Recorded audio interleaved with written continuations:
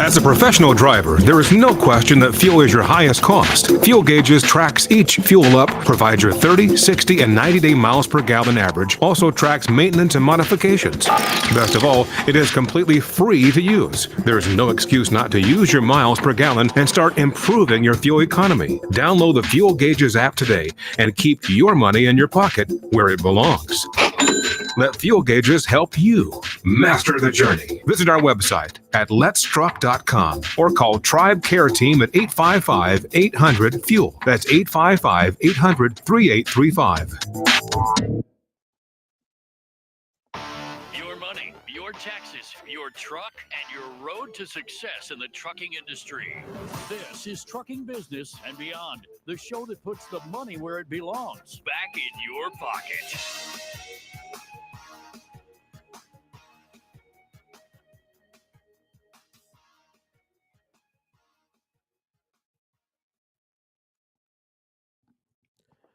Good morning, you beautiful bunch of fuckers, and welcome to my world. I'm your host, Kevin Rutherford. It is Friday, September 20th. We are here live. I think we've got Joel joining us today. I'm not sure if we've heard from... Oh, look, Joel's here already. I'll just bring him in, and we'll get started. We haven't heard from Henry yet. Joel, good morning. Hey, good morning, Kevin. How are you? Good. You sound a little tired. Been working too much this week? Well, yeah. My schedule got flipped around, and I ran all night, and I just got home and got up and had some errands to run, and boy. One of those nights. One of those weeks. Yeah, one of those weeks. All right. Well, we'll get you through this somehow. I'll be okay. All right. I got a bunch of stuff I want to talk about today. What's on your mind first? I did see some reporting on Springfield from Fox News. Vivek Ramaswamy is doing a town hall from down there, and I heard numbers are kind of dialed back on the number of people. They were saying 40,000 for a while, back down to 20,000. Well, it sounds like I might have showed some. Sounds like I might have gotten it right. I posted 20,000. That was the best number I could find every time I checked. Yeah, I hear that a lot, the 20. And then I seen 13.5 in the entire county. So it's hard to say exactly, what's where. So just interesting stuff. I'm interested to see how the reporting on this goes. What may have been the most interesting thing that's happened with all of this, I think, like you, the truth is somewhere in the middle, which usually is the way it is. The two sides, especially in a very political climate like we have now, it's kind of like sales and marketing. You're always going to put your absolute best numbers out there. And then when it comes to politics, they're going to take the best numbers and then alter those to spin to their side. We talked about this when you were down there. We were not saying this isn't happening. We were not believing that it's happening to the extent that it was being promoted as happening. Like so rampant that the minute you drive into town, you see it everywhere. I mean, that's the way they made it sound. Right. Then the other side makes it sound like this never happens. And the truth is somewhere in the middle. And that's really what we were trying to get to. Exactly. Yeah, definitely. It's not a war zone by any stretch of the imagination. Do they have some challenges going on down there? Absolutely. There's no doubt about it. Some of the interesting things, though, they were talking about the schools being overrun and stuff. And we went through and we talked to some of the kids, and that didn't seem to be the case. There were some bomb threats that I don't know the bomb threats were directly related to any of the whole Haitian issue, and that had closed the schools down because of bomb threats. And that seems to be getting lumped into the Haitian issue. I don't know what's going on for sure there. Well, one of the things they tried to do was blame the bomb threats on Trump's rhetoric because he kept talking about it. And they were claiming that Trump is responsible for the bomb threats because he keeps lying and talking about people eating the pets. And the report from the governor of Ohio said they looked into, and it was like 30 different bomb threats. There were a lot of them. Right. They were all And- over the place. Correct. Yeah. Yes. And the governor said every one we followed up on didn't even originate in this country. Okay. That and that's kind of nobody really knew when we were talking to people down there what the bomb threats were all about. And nobody really seemed to think it had anything to do with the Haitian issue, but it does seem to get reported that because there's so many Haitians that closed the schools down, and I don't believe that's what happened. No, I don't. The other thing, the other thing is this whole. And last night they had a guy on there said there's 5 or 6 car wrecks every day in that town. I'm not buying that because of these crazy. Now, are there some crazy Haitian drivers? Sure, but go pick your city: San Francisco, Detroit, Atlanta. There's crazy drivers everywhere. I'm not sure that there's 5 or 6 serious accidents involving Haitians every day. I don't know. I didn't see any when I was down there. Now, sure, it could have happened, but here's the problem with that. This is a big story. I mean, it's attracted attention from around the world, obviously. If the bomb threats are coming from someplace else, they're jumping on the bandwagon and taking advantage of this to create chaos or havoc or whatever their reason is. Why aren't there real journalists? Not to say you're not a real journalist, Joel, but I know you've got a lot of other things going on. Why aren't the real journalists down there saying, look, here are the records of automobile accidents? They haven't changed, or maybe they've gone up a little bit. But that would be so easy to prove or disprove. And yet we don't see that kind of reporting. And then here's the other thing that I thought was just insane. The mayor of that town came out and said, we don't want President Trump and JD fans coming here. It'd be too disruptive for us. Well, wait a minute. What are you trying to hide? I've never heard of a small town mayor saying we don't want the president or the former president or a presidential candidate coming down. And that would be, it seems to me, like a good way to expose the truth. He's going to go, media will follow him, we'll find out what's really going on. Then when I hear the mayor saying, no, we don't want him here, that makes me a little suspicious. It does. I mean, it just seems a little crazy. Yeah. Why don't they bring both the candidates on down there? If it were me, I'd have them both. Right.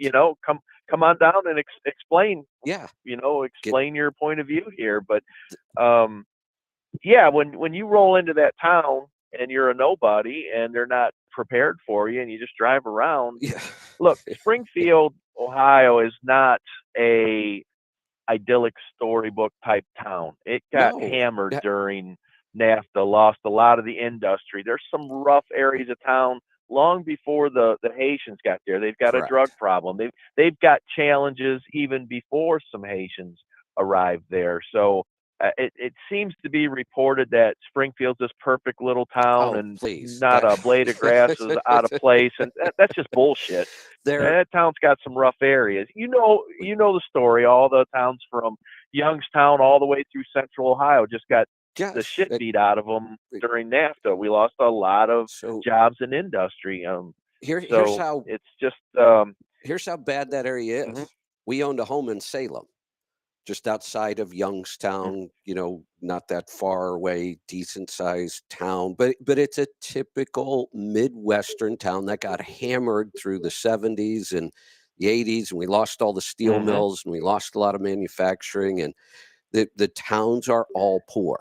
I mean, that is really common in that area, but here's this is what, so we have bought some land out here in the gorge, just vacant land, and it's not unusual to pay $125,000, $200,000 an acre sometimes in the gorge for just bare land.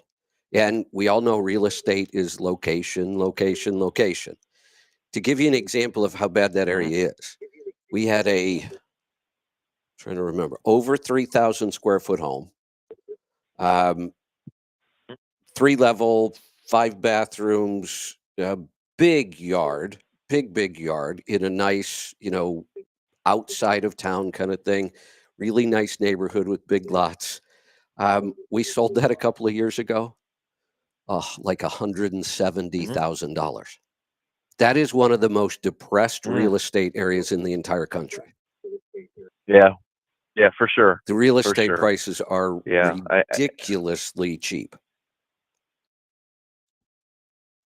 yeah, you're exactly right. You know, I'm a little further west than what you were out in a little more farmland area, but same issue. All these little towns that are in the middle of the farmland out here, they all had General Electric was a big employer out here. We had Yeah. Chrysler, we had Ford, we had GM, Um, all in these little towns all around us. So we had farmers that were farming, and the farms are relatively large out here for yeah. the Yeah. eastern half of the country. They're 1,000, 2,000 acres sometimes. So you had people farming. The husband worked for either the railroad or the auto plants, Yeah. and the women generally worked at General Electric and the light bulb factories, or they worked And for Autolite, had a big spark plug. I mean, that's just how it worked. And these little towns were fairly well to do till about the mid 70s. I yeah. mean, the Yeah. standard of living was pretty damn good in all these towns, and it just Well, from 75 to 85 just really got ripped apart, and then from 85 to 95 it just nosedived, and we've got real well, real issues well, with all these towns. And close to Salem right my there was, understanding, the reason the Haitians came to this area was the cost of living was so low. yeah, You could, that you would can make buy sense. Yeah. you can But buy a house dirt cheap, and yeah, yeah. yeah, well, close to Salem was So, Lordstown. That was a huge employer. And there were oh yeah, yeah, yeah, many yeah, others absolutely, in that absolutely, area, yes, whether they were steel mills or yes. there were a lot of good paying Oh my jobs gosh. in the Yep, 60s and 70s. And it's just been going downhill ever since. And the yep, towns go downhill with it. I mean, there's just not a whole lot of money yeah, left in that area. So for sure, um well, I had for so many sure. things. I should start taking notes because I was going to say something else about that. We'll let that one go. Um, I've got a bunch of stuff. I'm just going to randomly go through them here. Read an interesting article All about righty. the benefits of a 24-volt truck electrical system um, coming to this country by Uh-huh. Volvo, bringing a 24-volt Correct. Yes. system Yes. My um, to my power my their. next truck will be 24. Excellent. That's outstanding. I read this pretty interesting Mhm. how they do it. Everywhere they need 12 volt, they just step it down to 12 volts. So it sounds like a fairly simple way Mm. of doing this, but they're saying there's a lot of benefits. Less amperage, smaller wire bundles, more components, so it's easier to troubleshoot and fix. Sounded like a really nice technology. So they're able to cut the amount of wire in the wiring harnesses and stuff in half. Yeah, that's impressive. It is. It's very, very impressive. And that's always kind of been a sore spot with really all the truck manufacturers is keeping the electrical system up to par as the trucks start to age. Your starters last longer. Everything Heck, lasts longer at 24 versus hey, 12, and it comes standard with a start module. That that that Skel start module is standard on it, and you have your choice between 3, 4, or 6 cranking batteries in it, and that's what I'll have. I'll have 6 cranking batteries with a start module. which also means that you have now, is that 6 total batteries for cranking and hotel loads? Right, Yeah, they're yeah, dual cycle. I guess I right, shouldn't say cranking batteries. They're 24 volt, which they'll last longer with the air correct. conditioning system running. Yeah, That's standard on the trucks now. It's the parking air conditioner. Also on the truck, they have the heater that circulates the coolant, a hydronic heater, and I believe that's standard as well. so So when you shut your truck off and it's below zero, it will. let me ask Um, you about that. it, That hydronic heater, mhm. I'm going to assume, is diesel fired, or is that electric? That would be really inefficient as electric, I would think. It is diesel fired. So It let me takes a very, very small amount of fuel to run that yeah, hydronic heater. let me give you a heads up. I have one in my coach. Mhm. And it's a big part Yeah. of the whole system in the coach because it provides heat inside the coach. It's there for unlimited hot water, which is pretty amazing having a Mhm. coach that never runs out of hot water as long as you have water. It provides heating for preheating for the engine block if you want. It is a really cool Mhm. system. Here's the interesting thing we found. When I bought my coach, I had more Mhm. problems, and this is a really big name brand in the world of hydronic heat and coach. It's probably the only brand, Mhm. I believe. Yeah, and they've been around forever, but there are some problems with them. And I struggled with mine. I it would work, then it wouldn't work, then it would work, then it would work okay, and then one of my heaters wouldn't blow hot air, and I'm like, what is wrong with this thing? And I had them rebuild it once, and then like 6 months later, I went back and said, I know we just rebuilt this thing, but it's not working right. So Mhm. this last trip that I took, I was testing the catalyst. It was my first real Mhm. chance to just do a good test on how this engine ran before the catalyst, how it ran after the catalyst. I noticed some differences in the engine itself. Going down the road, things were, Mhm. starting a little better, clean, my exhaust was cleaner. So there were some improvements with the catalyst there. The big change was Mhm. on this trip. All of a sudden, my hydronic heater starts working beautifully, like never misses a beat, fires right up, heat everywhere, working great. And I'm like, well, that's odd. So I happened to stop at Fleet Air Filter. David Counts is down there, and David runs a Mhm. big RV shop. Has been doing that for years. Mhm. And I was telling him about the my hydronic heater, and he said, "Did you start using Catalyst?" And I said, "Yeah." And he said, "We tell everybody that comes in here with one of these heaters, run Catalyst. They are really Mm. sensitive to poor fuel quality, and the Catalyst Could really be. seems Yeah. to help a lot on those." So I wonder if Nice. that may be an issue with this Nice. eventually, because I have a feeling this one's going to get used a lot. This is Well, one of the things I yep. absolutely loved. Um, Mhm. I don't know how many times I've said if I could design a truck battery system. Now, I didn't understand the 24 volts, so I never threw that in there, but now I understand more of why you would do it that way. But I said, I don't know why Mhm. every truck isn't made with a start module and then 4 to 8 good deep cycle batteries. We don't need cold Mhm. cranking amps then. We can go to a battery technology that's better for charging and discharging. I see somebody's already making a 24-volt lithium ion battery for trucks. That's going to be coming out soon. Mhm. I've been saying Mhm. forever, this is the way we should build a truck battery system. The start modules are Mhm. so much better than batteries, Yep. lighter, everything about them is great. And then we have the ability to just put in the best deep cycles we want. We don't care about cold cranking amps anymore. So it's interesting to see it's Mhm. exactly what Volvo's building now with a start Right. module. Right. That Yeah. no, that we spent we spent a lot of time with this. You know, we've been playing with the electric AC for quite a while, and of course, we've been working with the engineering staff on this, and they've been taking notes and listening to complaints, and you know, anytime we think we see a way to do something better out in the field, we relay that information down there. And uh, man, it's been what, six 6 or 7 years we've been playing Wow. with the electric air conditioners, Yeah. and there was a major redesign on the air conditioner itself. Um, and it's all up under the hood now. It's not hanging on the back of the truck or taking up space. I think it's going to be a really good system. But you know, time will tell. I like Here, the idea of the 24 volts, so when we're in cold weather, along with the start module, we should really be able to yeah. spin the trucks over. We So we don't have to have a alternator that's as big around as a 55-gallon drum up there now. Since it's a 24 volt, we can have a smaller, yeah, more efficient alternator. yeah. Um, there's a lot of Here, benefits to this, and I think you'll see the other manufacturers following suit before too long. Yeah, I think so. Here's something else interesting because I haven't done a ton of research on that particular capacitor start module because we couldn't get anybody that would sell it to us in the U.S.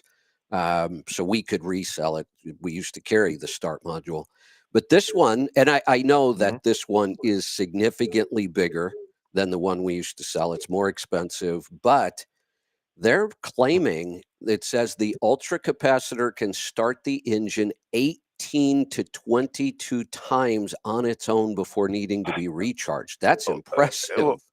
Well, I know it does 22 because I was down there when we done 22. So Wow, I know for that's sure that impressive. it does 22. She'll spin her over. And if you put a solar panel on that truck, Yeah, I think you'll have unlimited starts as long as the sun's I up. think so. Well, I here's the mean, you're just thing. yeah, It yeah. does not take much power or time to recharge an ultra capacitor. That's one of the advantages. Correct. Correct. At the Yes. CMC, we used to do a demo where we would start the truck, shut it off, start the truck, shut it off, start, and we'd get, if I remember right, we were getting 5 or 6 starts, which I thought was pretty impressive. 22 is crazy. Hmm. But then all you Yeah. do is Yeah. Yeah. you've got the other batteries there. You turn off the key and we would put a voltage meter on it. You would just watch that voltage come right back up in minutes. It will pull enough power off the other Right. batteries to recharge itself. Now you got 22 more starts again. And here's another Uh-huh. cool thing.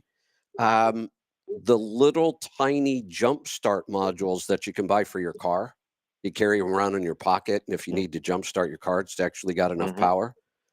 Once you have a start Yep. module, those are enough to start your truck Hmm. from dead batteries Hmm. and Hmm. a dead ultra capacitor. For sure. I tested that several times. I would just let it sit out there for months at a time, not plugged in. The batteries would go dead. The ultra capacitor would go dead. I would walk up with a small jump start module, connect it to the capacitor. It would come right up to voltage. Then you put it on the other batteries just to give them enough voltage for the ECM, and it would start. Hmm. Right. Right. It's a Yeah, a lot really of nice setup. advantages here, I think, to this new electrical system. I think this is going to be a really good thing for Volvo moving forward with a new truck. So I'm can't wait to get my hands on mine actually. So we're still waiting for a few updates and a few changes. When they build it, they added some stuff that I necessarily didn't want, Yeah. and so they're going to take some stuff off and add some things. But they're getting it So, straightened out. so have you read much about the Cummins EPA 27 engine yet? I've read a little bit. I've heard The, talk about it. So the one thing that caught my attention, and I am wondering if this is a similar attempt to downspeed this engine more and reduce some of that friction we talk about in the combustion chambers. So it says here that the X15 engine features a smaller, more efficient piston design. Cummins has reduced the height of the piston and moved the piston pin That's exact. closer to the firing deck. That's exactly what that is. They're That's what I reducing thought. thrust load. Volvo just done it on theirs too. Yeah, that's exactly what they're doing. They're reducing, putting a longer rod in there Yep. because they know that It, they had a thrust loading problem. And you know what? A lot of that I think had to do with they have that carbon packing issue on the rings. right. So they were getting. This is just my take on this. They were thrust loading so hard into the liner that they had to put low friction rings in there so they weren't losing efficiency, and they went ahead and done that. Well, I think that low friction rings probably weren't controlling the oil the way they wanted to, and they were getting carbon packing up in the rings. That's just my take on that. I might be wrong. I don't know, but it seems logical to me. So this was something that me and Dwayne were actually talking about. He's like, "You think they changed the rotating assembly of that thing yet?" I said, "I don't know. I guess we'll see." So no, they exactly did. So they understand that they had a a thrust loading issue, and if they're going to downspeed this thing, they needed to take care of it, and they did, and good for them. Yeah, I no, mean, that's been a absolutely. long time coming. They needed to do You, that. you know, and they even went on Mhm. to explain, it says, if you think about overall stroke of the engine, we've been able to move the piston pin up Mhm. to our design capabilities. Now, you could see we could easily make the deck Mhm. where the cylinder head is much lower. But as I was reading this, I'm visualizing this whole architecture and the stroke, and I thought, I think this is just another way of doing what we've been talking about. That's it. It is exactly what we've been talking about. This is what Volvo kind of pioneered. The DD15 does this very well, and you look at the stroke to rod ratio, the rod to bore ratios, and you really need to keep that thrust loading in check, and you want to get those longer rods. This is a heavy duty diesel engine, not a sports car. Yeah, We're not right. looking for it to, and it just comes down to power application, really. When you have the old Cummins geometry, it feels very good, on the fuel pedal to people, because it will apply that power faster because of the geometry and the rotating assembly. The Volvo and the Detroit people are always like, oh, well, it doesn't accelerate as fast. And that's by design. It's the same power, the same torque, but it applies differently because of the rotating assembly. Right. And we're just really looking to apply the power intelligently, not to see who's going to win a drag race, and who can be efficient and cruise down the road uh, the most efficient. So that's good to hear that's coming along. I would suspect we'll see some really nice fuel efficiency gains for that engine after they Yeah. get the new piston and rod in there. So that'll be nice. Yeah, that was interesting. I also saw Volvo's investing $16 million in a company called AI Fleet. There was one Hmm. statistic in here. I'm trying to find. Oh, here we go. So this AI fleet, what they're trying to do is what the industry's been trying to do for as long as I've been in it. Um, we heard that the internet would replace freight brokers and it would become more efficient, like the airlines, and never really happened. We're still really inefficient. We run a lot of empty miles. Um, they're claiming so. This company is using AI. They're scanning data from a billion loads in shipments, and AI is analyzing all this, and they're claiming with end-to-end automation, AI Fleet said it is able to generate over 40% higher utilization than the industry average. That's a big number. Yeah, yeah. I don't doubt that. It might not be that big. That may be ideal, but I don't doubt that. Some of this AI stuff and data collection and the way it can analyze some of the things, But it saves so much time. Just like on the engineering side, when we get data coming in, and of course Volvo collects anytime a truck goes in to have service done and they hook up at a dealership, everything about that truck goes right back to Volvo, yeah, and yeah. they throw all that data in, and they can break that down into what the average grade the customers are running overall, how many mile. I mean, it's just crazy the amount of data that they can look at and analyze, and AI really Well, helps you let, make sense of that stuff. listen, yeah, talk about the amount of data. Listen to this. So remember a month or so back when I did the thing how you compare a million, a billion, and a trillion in seconds, Hmm. and Hmm. that a Yep, million is only like a million seconds is only like 9 days ago, but a trillion seconds is 33,000 years BC. That's just that's crazy. insane to try to get your Yeah. head around this. But listen to this. Um, does anybody know what comes after a trillion? I don't, because we never talk I about it. don't. So I don't know how big this word is. A quintillion. I don't know if that's after a trillion or Wow. that, but it's got to be a really, really, really big number. Let's just say that.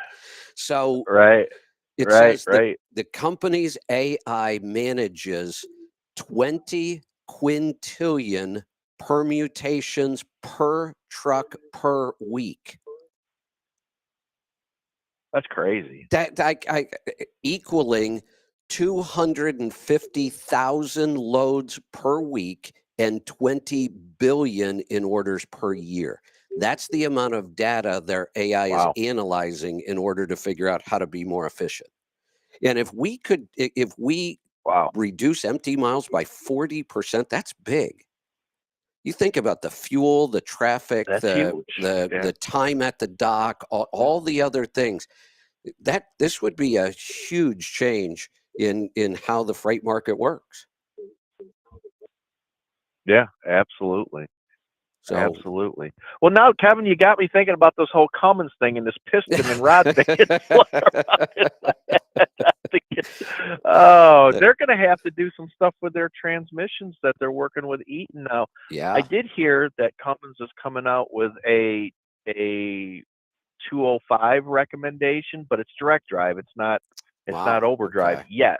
right, And my assumption is they're going to run the 205 direct with what they have today, which isn't really down sped in a direct. The 205 right, isn't. I right. mean, it's about the same as I think a 308 in overdrive. Yeah, So it's yeah, roughly the same. But I would suspect that we'll see the overdrive open up, and from what we're learning, and what was overdrive originally invented for? Do you know?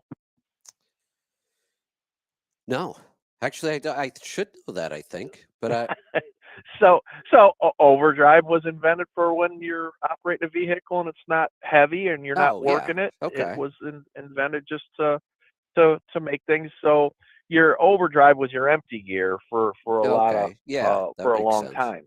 And obviously with today's engines making more power and torque down low, we can leverage the benefit of overdrive um, when we're loaded now. So it's even on flat ground with 80,000 pounds, I'm able to go down the road no problem at 850 RPM, and that's only going to get better. Yeah, yeah, that's And so wild. the idea of trying to run everything in direct, it doesn't. It was valid up until about 2 years ago, I think. That's when Yeah, we really started to see the benefits of overdrive with when you have the engine architecture right. and Um, the some other of the factor of the transmission design itself being more efficient in overdrive. correct, yes, the single countershaft transmissions. I'm assuming Eaton, and I don't know this, but when you look at what Eaton done with their Endurant line, they stuck with the dual countershaft design, but they copied everything else from the Europeans. They went from straight cut gears to helical cut gears because they're smaller, lighter, they carry more power. They went to a planetary in the back instead of all the goofiness they had going on for the auxiliaries. Yeah, They done a much better job at managing the lubricant in there. The problem I think the dual countershaft transmission has now is it still has more rotating parts. They've done a good job at sizing them right, so I think the efficiency is pretty close, but there's still more rotating parts, so when it shifts gears, it feels a little lethargic compared to a single countershaft transmission. yeah, They seem to shift faster, and that's going to be the key, I think, moving forward. If you watch that drag race video I showed you, where the 215 truck is out accelerating the 247, that's right. all predicated on that transmission being able to make faster shifts and get into gear quicker.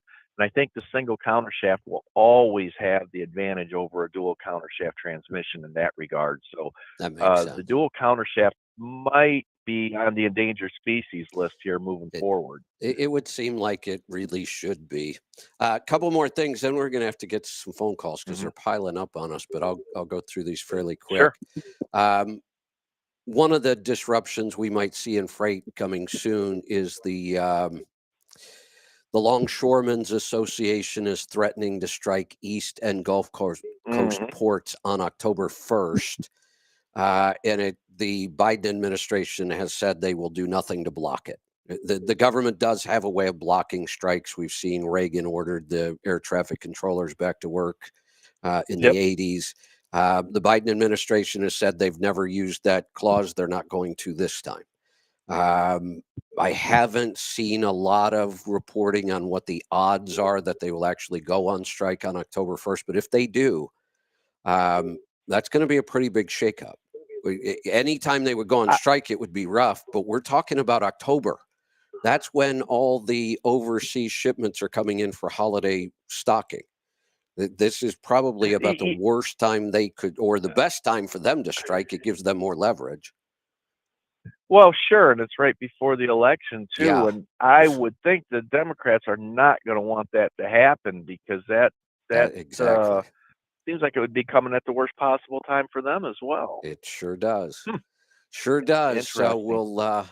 we'll see what happens with that one. Since we're talking about unions and striking, here's something else. For the first time in history, the International Brotherhood of Teamsters will not endorse any candidate for I president. saw that. First time in I saw history. that. What does that tell you about how I goofy this election is?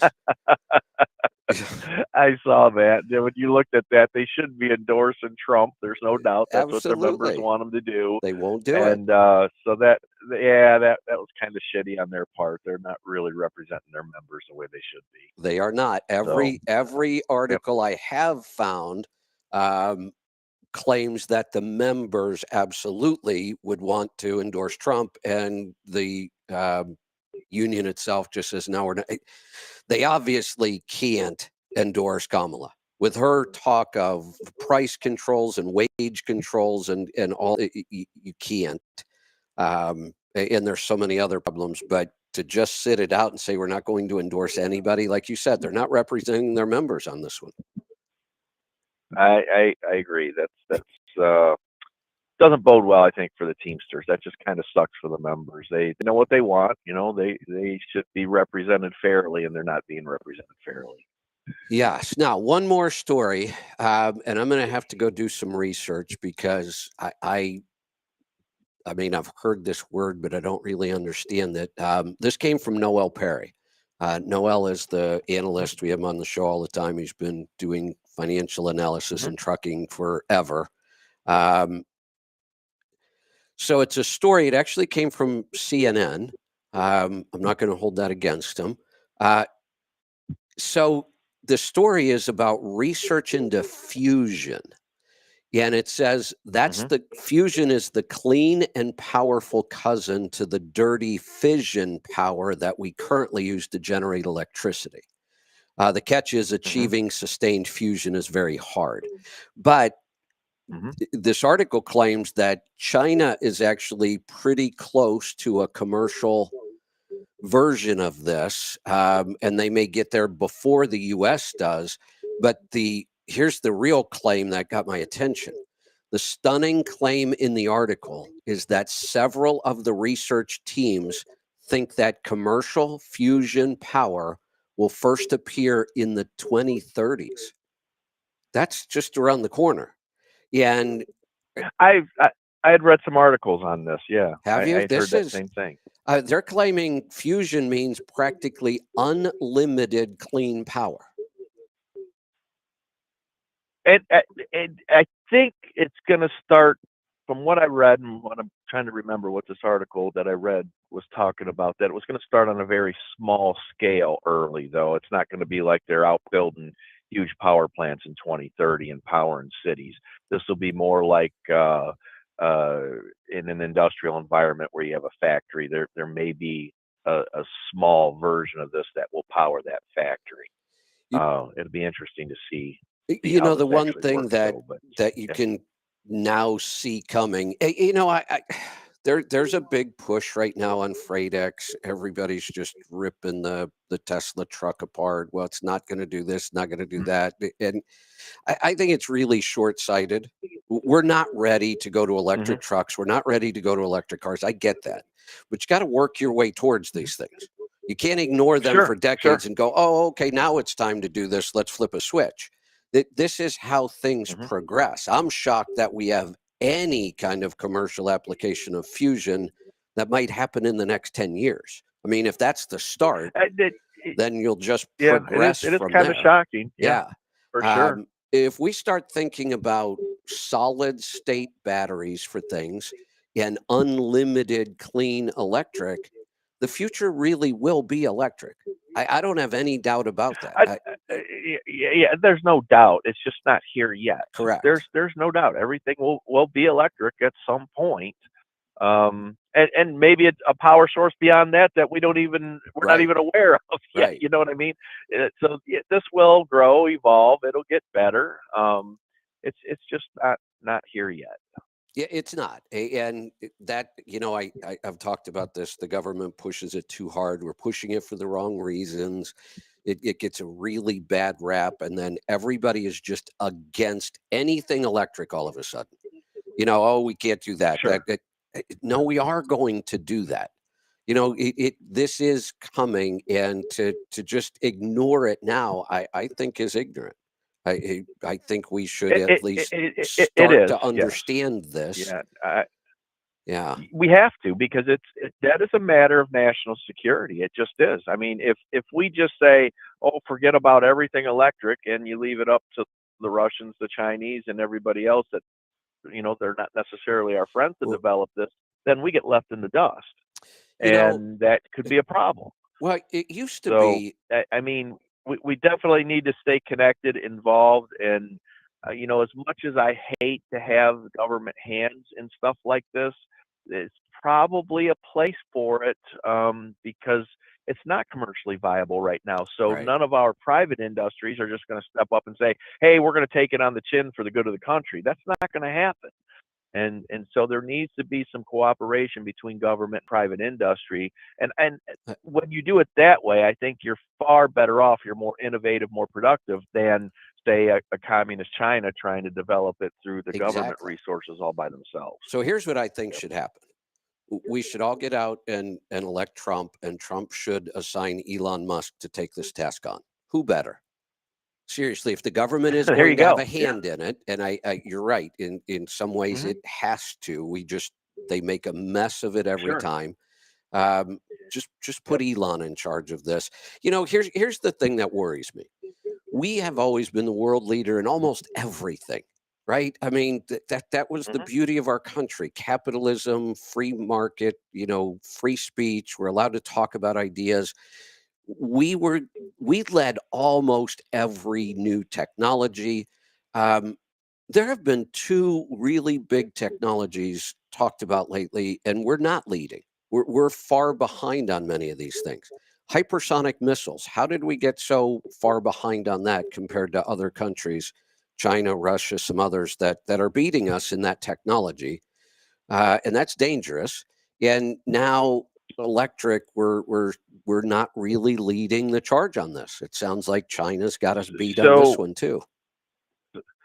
a couple of things, and I'm a firm believer when you hear stuff like with the hypersonic in particular. Um, I'm a firm believer that this is the case. We kind of let the rest of the world a lot of times on military stuff believe that they're out ahead of us. I I think hope that that's what works it to is. Well, here's our advantage a lot of times. And to this point, so when Putin first started talking about Kinzhal, can't stop it, can't shoot it down, it's too fast, it's this, it's that. Patriot blows it out of the sky consistently. They'll shoot 20 of them over, 19 of them Patriot brings down. So that alone tells me that we are not behind, but we're letting the rest of the world believe that we're behind. We are able to I shoot this I down with absolutely no problem on a regular basis. I wish I were Um, that optimistic. one of the Here's my things, problem. Here really is my one of the problem. defining things on hypersonics, one of the defining things, both the Chinese and the Russians have a missile that's very fast, essentially in a straight line with very little maneuverability. My understanding is that we are developing a much more sophisticated version that can actually maneuver at Mach 7, 8, 9, 10, and become virtually impossible to intercept because it can maneuver unexpectedly. Where once we start to hit hypersonic speeds, the Chinese and the Russians have problems maneuvering. I guess they can to a limited degree, but it's still within the capabilities of, like the Patriot system or Iron Dome to intercept it, even though they have limited maneuverability. And I think that's the So key. If you could be super fast in a straight line, it's just math to shoot it down at that point. so You know what I mean? If I it can't maneuver unexpectedly, pretty easy to bring it down. I love your optimism when it comes to this kind of stuff. My problem is I look at what's happened with our government and DEI, and I see we've got, male generals wearing I know, I dresses, know. and that No, all freaks me out. it makes me worry too. But Yeah. when you see what's happening Yeah. in Ukraine and the success that our old weapons are having, just really overrunning the latest and greatest the Russians have. Like their S-400 air defense system, we're shooting them down with 1980s or blowing them things up with 1980s ATACMs. They can't even defend themselves. Well, So just that gives me reason for optimism. I mean, they don't even have our latest and greatest in Ukraine, and we're making pretty quick work of a lot of the most advanced Russian systems. I'll hope you're right. So now here's one. And this one wasn't on my list, Mhm. but it just happened. Some people obviously just don't understand the internet, and they certainly don't understand, satire or sarcasm. I posted a picture. Mhm. I've been out clearing land, clearing lots of land. It's Mhm. a lot of work, but I couldn't Mhm. get to a tree branch I needed to trim. And the only ladder that was Mhm. long enough to get me to where I needed to get was an extension ladder that you have to lean against something. And I had nothing to lean it against where I Mhm. needed it. So I took the farm tractor out there, raised the Mhm. bucket all the way up, and leaned the ladder against the bucket. Then I climbed up the ladder and Mhm. thought, well, this is going to work even better if I just stand in the bucket to do this. So I posted a picture of Mhm. it. And my quote Mhm. was, "Is this an OSHA approved tree trimming apparatus?" Asking for a friend. Um, Here's my first response. Why do you care about OSHA? Is this your private property and they don't have authority in this situation? It was a joke. Come on, I don't care about OSHA. That's the point. Jeez, Mhm. lighten up. Ah, That's pretty funny. yeah. All right. I think that's Well, all I that is had. pretty funny. I think that's all I had today. Just a bunch All of odds righty. and ends. So we should get to Awesome. work and answer some questions, I guess. You ready? Yep. All right, let's go to Texas to get started. Paul, welcome. Howdy. What's on your mind Talking today? about electric cars, I've got a couple of things now, but I've got 8 electric Fiat 500s on my truck right now. Hey, speaking of which, I saw It's another like article. overpriced golf cart. Yeah, I did forget one thing in my list. There was an article, another electric vehicle battery fire shut down I-95 somewhere all day today, I think. Oh, Oh, wow. Yeah, we've had a couple of these where nice. they're shutting down entire highways for hours and hours and hours trying to get these fires out. It's a problem. Or days. Yeah, or days. Yeah, Yeah. yeah, it's a problem. Our current car battery technology is not good, and our current battery technology is not good. Joel, I talked about this the other day. Um, when you fly now, this is a big deal. When you check Mhm. your bag, Mhm. you are not even supposed to have Mhm. like a vape pen in there, an e-cigarette, none of these, battery Mhm. packs. They don't want any of that stuff in checked bags, but you're allowed to carry them on with your Mhm. carry-on. Mhm. They're worried about fires because these Wow. things do catch on fire. Sure. The only difference I see here, you're worried about these devices catching fire. We're all carrying them into the cabin with us because they're not allowed to be down in the hold. I get it. If it starts a fire down in the hold, you're toast. Nobody can get down there to put it out. But aren't we kind of worried that Sure. one might start up in the baggage compartment over our head? Because these things aren't easy to put out. You would think Should so. we be You flying would with these think things? so. Yeah, It's all on the same. It's all on the same plane. Yeah. exactly. That So doesn't make a whole lot of sense to me. your your water heater that you were talking about. Does that work like a tankless water heat? It just heats it as it needs it, Yeah. or it heats the tank and then you get the hot water, or what? Yeah, it's fairly similar to an on-demand water heater in your home. Because we're heating with gas, diesel. Diesel has a ton of energy. These diesel-fired heaters Yeah. are able to instantly heat that hot water as it's flowing through the system. So as long as you have water, Okay. you have unlimited hot water. As long as you have water and propane, you've got. In my case, it's propane. Mhm. Well, no, actually, in mine it's diesel. I have these at my home too, and they're propane. In the coach, it is a diesel fired, and it just pulls all from the same tank, which is another reason why my fuel economy is so horrible in the coach. I've got a large, very large generator running off that same diesel tank and another diesel fired heater.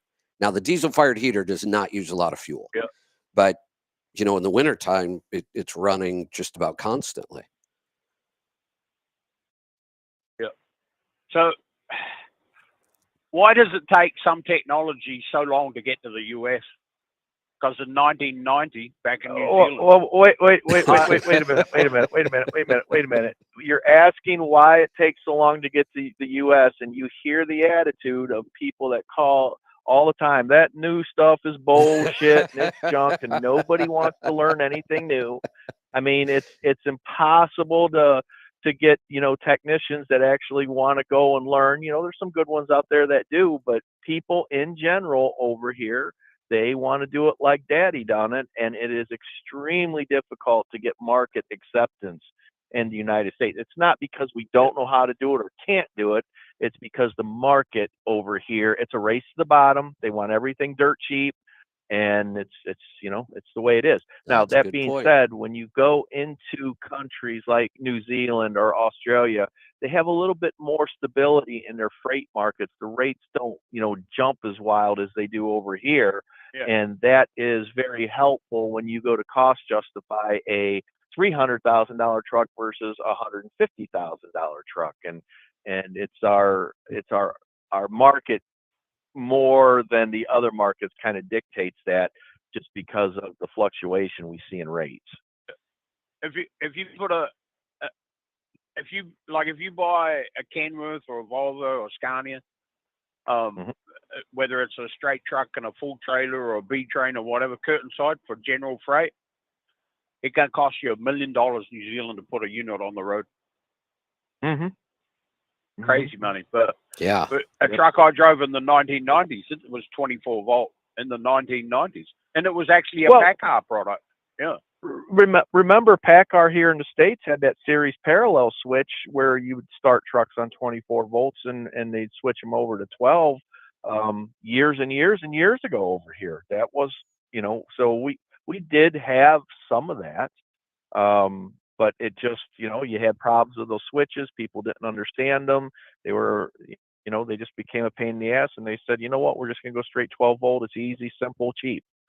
And that's what we basically look for. We definitely operate on the KISS method over here. There's no doubt. Yeah, well, it looks like finally disc brakes might have caught on. So for a lot of people, because you even see fleets with disc brake tractors and disc brakes. They they definitely have. So no doubt about that. Right, that's all I got today. I got to deliver some crappy right. vehicles that no one wants. So. Get to work. Go pawn off those electric cars on somebody. Let's go to Pennsylvania. Brian, welcome. Hey guys.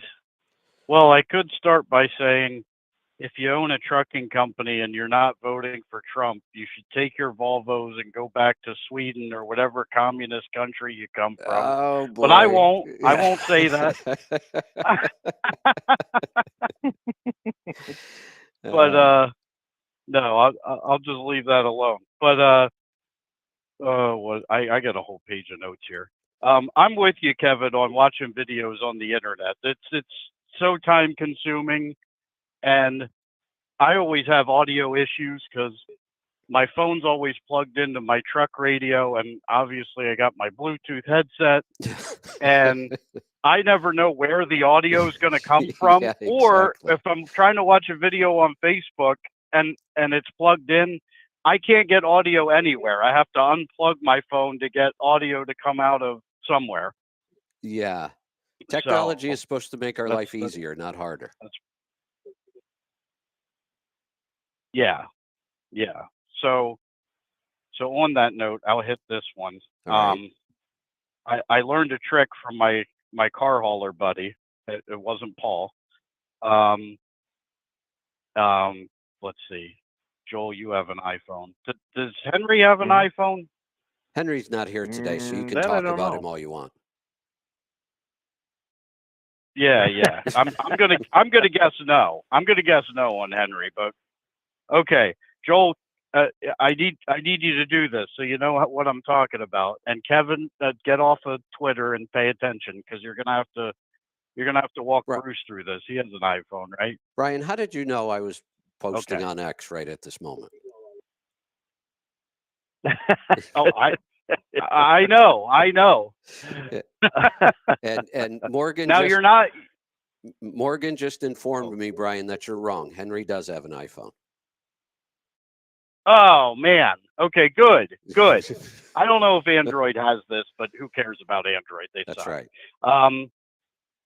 So Kevin, you won't be able to see it if you're not on the phone. But Joel, if you're on the phone, you'll be able to see it. If you swipe down from the top right to bring up your control center, Yeah. and then there's a button in the top right that says mic mode, and it's probably set to standard.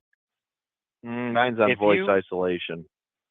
Oh, well, there you go. Well, you sound great. Yeah, that is amazing. Like even with a noise canceling headset, you still pick up some noise. I get the whole breathing thing going on, and sometimes my heart valve will come through if I don't have that voice isolation on, for sure. Wait a minute. I'm on you found it. So there you go. I'm on that control center screen. What button does this? You won't be able to see it if you're not on the phone. But No, it's in the top right. What do you mean if I'm not on the phone? I'm holding my phone in my hand, and I pulled down from the top right to open up Control Center. Do you mean if I I'm mean not if you're on a like call? not on a phone call. Oh, so you have to change this while you're on a call? Right, but then it remembers. Well, Oh, yeah, okay. mine remembers it. Yeah. Yep. Oh, well, Yeah. Yep. that seems like an odd way of doing Yeah. it. So Joel's already. Henry could really use already this on board. because he gets into some things where, occasionally he's around some noisy stuff where that would probably be a nice thing for him to have. Now, I'll say this, and I'm sure this is coming to all of our audio devices and all that. I said this in the very beginning, that when we first started talking about AI months and months ago when ChatGPT came out, I made the claim that the high-end audio industry is in trouble. That all the money I've spent over the years on, $600 headsets, so my voice sounds good, and all the Right. and all of a sudden AI will probably do this same thing better for next to nothing. If AI can take somebody's voice and recreate it, and we can make somebody say things they didn't say in their voice, why can't AI just take my voice and give it the perfect audio quality? No background, nice, and tones all done nice, and enhance it even. Yep. And it's already starting to happen. I bought Lisa a desk phone because she's on the phone all the time, and it's a charging station with magnetic charging. It's a speaker phone, so you just drop your iPhone on it, it'll charge. It just goes to it magnetically and then charges. The speaker phone, you train it to your voice, and it doesn't take long. A couple minutes, you read a couple paragraphs, and after you do that, when you're speaking, it eliminates any sound that is not your voice. You could have the dog sitting right at your heels barking and nobody will hear it. because the AI just only allows Mhm. your voice through and no other sounds. Now, it doesn't enhance your voice at Wow. all, but I think that will be coming soon. I think at some point Sure. I'll be able to just set my iPhone down on the desk, put it on speakerphone, and sound better than I do on this expensive headset. Yeah, that'll be nice. Yeah, Actually, Yeah, really nice. yeah, the voice isolation mode is very impressive. I mean, it cuts everything out. Well, thank you for So that. I will we start telling my guests who have issues with background noise and breathing, and I get those complaints all the time. yeah. Okay. Gearing, that's the last topic. All right. Uh-oh. This is my opinion. There's a couple Mhm. there's two main terms that I think we should just throw away and don't ever use anymore because Mhm. they're confusing, right? So instead of talking about higher or lower gears, because higher gears are lower numerically and that's confusing, Yeah, I it think we is. should say shorter or taller, because everybody knows what a long leg truck does, right? No, Brian, they So, don't. Only us. No, only us old well, timers would all understand that. yeah, yeah. Well, the real truck drivers, though, Right. So, Right. There you go. yeah. But I guess, in a way, the details definitely matter. But I think we could simplify a lot of conversations and get right to the chase by asking somebody maybe only one question, but probably two questions, and that's what RPM does your truck run while you're driving down the road at whatever speed you drive down the road? And the second question could be, what is that speed? And that's Well, Well, the problem there let is me let me. there's too many factors Yeah. that you then have to clarify after that too. right. But if And somebody's talking about a truck that they already own or a truck that they test drove, they can drive it down the road at the speed that they drive and see what the RPM is, and we But can no, we figure can't. everything else so out. No, here's the problem here's because part of the. as soon as I ask them, what's your final ratio or what is the ratio of the gear you're doing this in, and they don't know. They don't know the transmission model number. If we have to guess at the final gear, it's just not accurate. There's the biggest problem. Well, Sometimes they don't even know their own rear end ratio. so we can back calculate that all if we have the speed and the RPM. We can get them. We can get them damn close. But here's, I think, where the bigger problem is moving forward. So if you ask me that question at 62 mile an hour, what's your RPM? I'm going to give you three different answers That's my because I point. got three different gears I can use But, at that RPM. eh, Yeah, and that becomes a little more complicated as we move forward. And I think the question ultimately becomes, when do you use those gears and why? And I think that's what a lot of people are struggling with because the majority of drivers still have that single gear mindset. right. Get it in top gear and keep it there. And we done that because manual transmissions, the less we had to shift or work as a driver, the better we considered the performance of the truck. If I can get it in a big hole and keep it there, this is a damn good running truck. It may have X amount of power in that gear. It doesn't mean it's efficient or the best way to do it, though. And we done it because it was less work on the driver. Most drivers don't want to be splitting gears and shifting whole gears going down the road on a constant basis. They want to get it up in that top gear and leave it there and enjoy the ride. And So this is part of the benefits of the automated manual transmissions moving forward. We're going to struggle with the concept of the gear steps 28%, but the RPM drop is going to vary dependent upon the rear axle ratio. Bruce was struggling with that a little bit. I think he's starting to understand that that has a major impact on things. So you really have to look at the entire drivetrain with specifics, and then you've got to understand the engine architecture to make sure that engine's going to work with that gearing. Brian, what he's trying to tell So you it's this is not getting simpler anytime soon. It's more complicated than ever, trying to describe all the different scenarios and transmissions. And it's, I don't know how we're going to simplify this. I don't think we can right now. yeah. Well, think I'm just saying okay, if somebody calls and they're looking at a Volvo and they're driving it down the road, and it's in top gear, they just have it in drive. Well, They test drive it, and it's running 1,400 RPM. You could. That's all you need to know to tell them don't buy it. Yeah. Well, so I've always called 1,400 RPM at cruise bankruptcy numbers. That's bankruptcy RPM in my book. You're not going to make it if you're cruising at 1,400 RPM. I understand exactly what you're saying, and from a simplistic point of view, you're not wrong.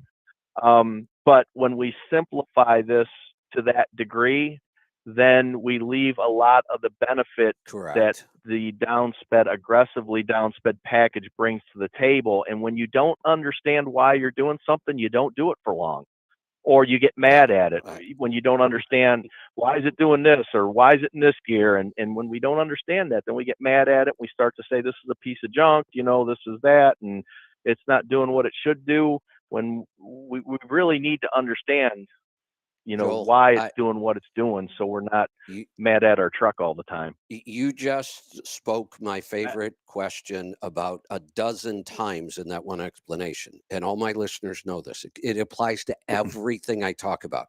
You have to know the why. You have to know the why. That is the most important part about almost everything we're going to learn in every area, is you have to understand why. So in this context, we could say, if your truck's going down the road at 1,400 RPM at your cruising speed and you don't have any other options, you've got problems. But beyond that, that's about all that tells you, is that you're very limited. You're in a truck that, it's, I don't want to call it an antique, but it's definitely dated at that point, and it's not going to be the most efficient thing on the road. And that's kind of how you would know that. If you're set to cruise at 65 and it's turning 1,550 RPM at 65, this probably isn't the most fuel efficient truck on the road. Yeah, I'm just saying it's a starting point, and then of course we got to get into the details. But here's the other term I want to throw away: single and double overdrive. Because I agree with you. I hate that. Wholeheartedly agree. Because we could be referring. I know. We could be referring to two different overdrive ratios. We could be referring to 0.86 versus 0.73. So here's how we got here. In the automated manuals, in an I-shift, it's neither, correct? It's what, like 0.76? Well, yeah. 785, 0.785 in the I-shift. Yeah. And here's how we got here. Okay. If we go back to prior to any of the new modern transmissions, and we had Eaton and Spicer, and we had 10 speeds, 13 speeds, 18 speeds, the term worked just fine. It wasn't an accurate term, but we all knew what we were talking about. And there were so few exceptions that the exceptions sure, there were some single overdrive 18 speeds and 13 speeds, but we all kind of understood what we were talking about. Unfortunately, those terms do not work at all anymore. And you're right, we should just throw them away, and we should just talk about the ratio itself. Yes, and the other thing that absolutely doesn't work anymore is the idea of gathered ratios in the top gears, so you don't have a huge drop off in RPM when you shift. Right. That does not apply to an aggressively downsped truck. Right. I have a 28% step in between my gears, but my RPM drop is around 200. That's nothing. It's not 500 like it would be with like a 390. It's very similar to the half gear that you have in a traditional drivetrain. I think it's that really throws a lot of people off. I think that's a slightly smaller step even than a half gear. It's pretty close when you compare 216 with a single overdrive on the Volvo side to a 13 or an 18 speed double overdrive with a 355. The RPM drop is almost identical in the top gears, even when you split the half gears. It's almost identical. It's very, very close. But I have a 28% and they have a 14% or thereabouts, because it's a half gear, right? Right. But it's the rear axle ratio. It's a percentage of the axle ratio that's the actual RPM drop is. And obviously 28% of 2.16 is way less than 28% of that 355 or 370 or 390. that's the thing we never used to understand. We understand now. We should throw out double and single overdrive and just talk about race shows.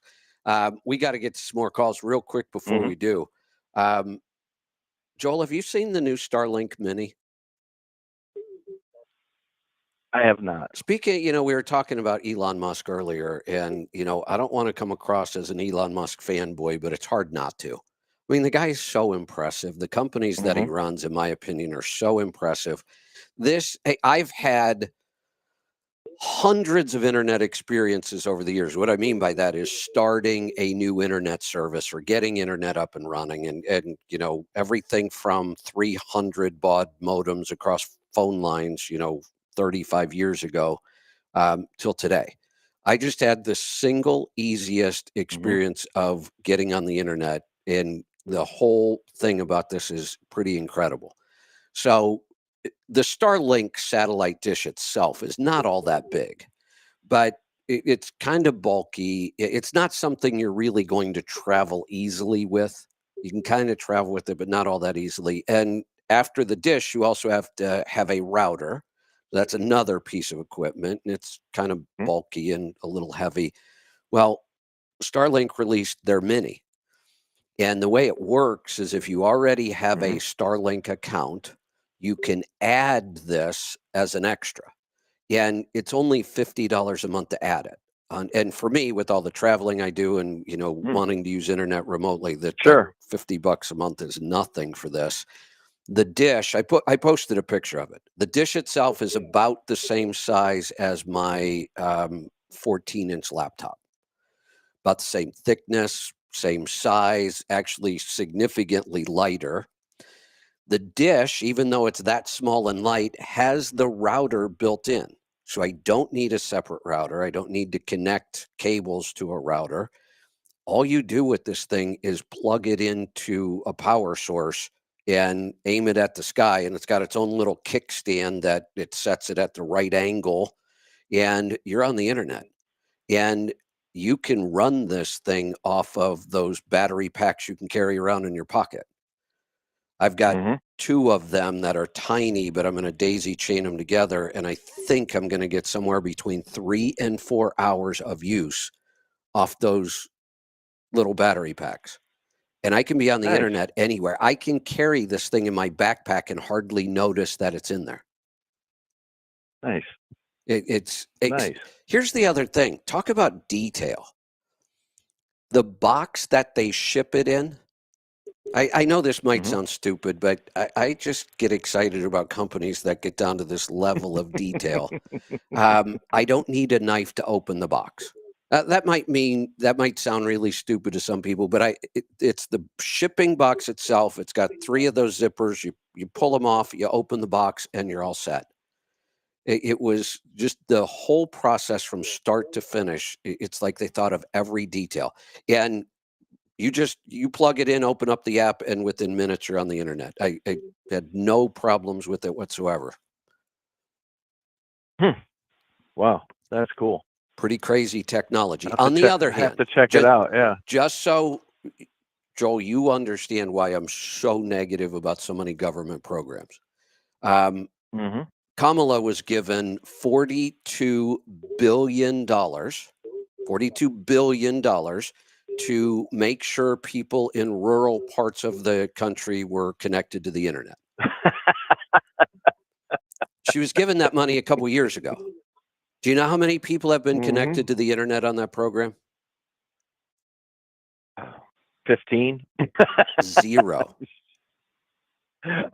We don't have a single connection. Nobody has been connected with $42 billion. Now, So somebody said 42 billion. Yeah. Okay. Billion. Not a single person connected to the internet yet.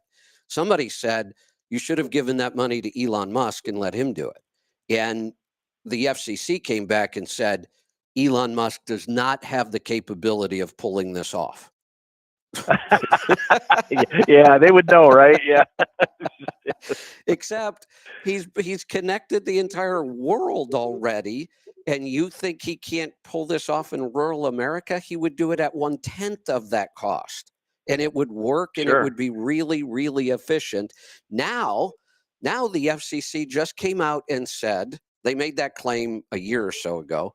Now the FCC came out and said, Starlink is becoming too much of a monopoly in internet connections and we have to stop it.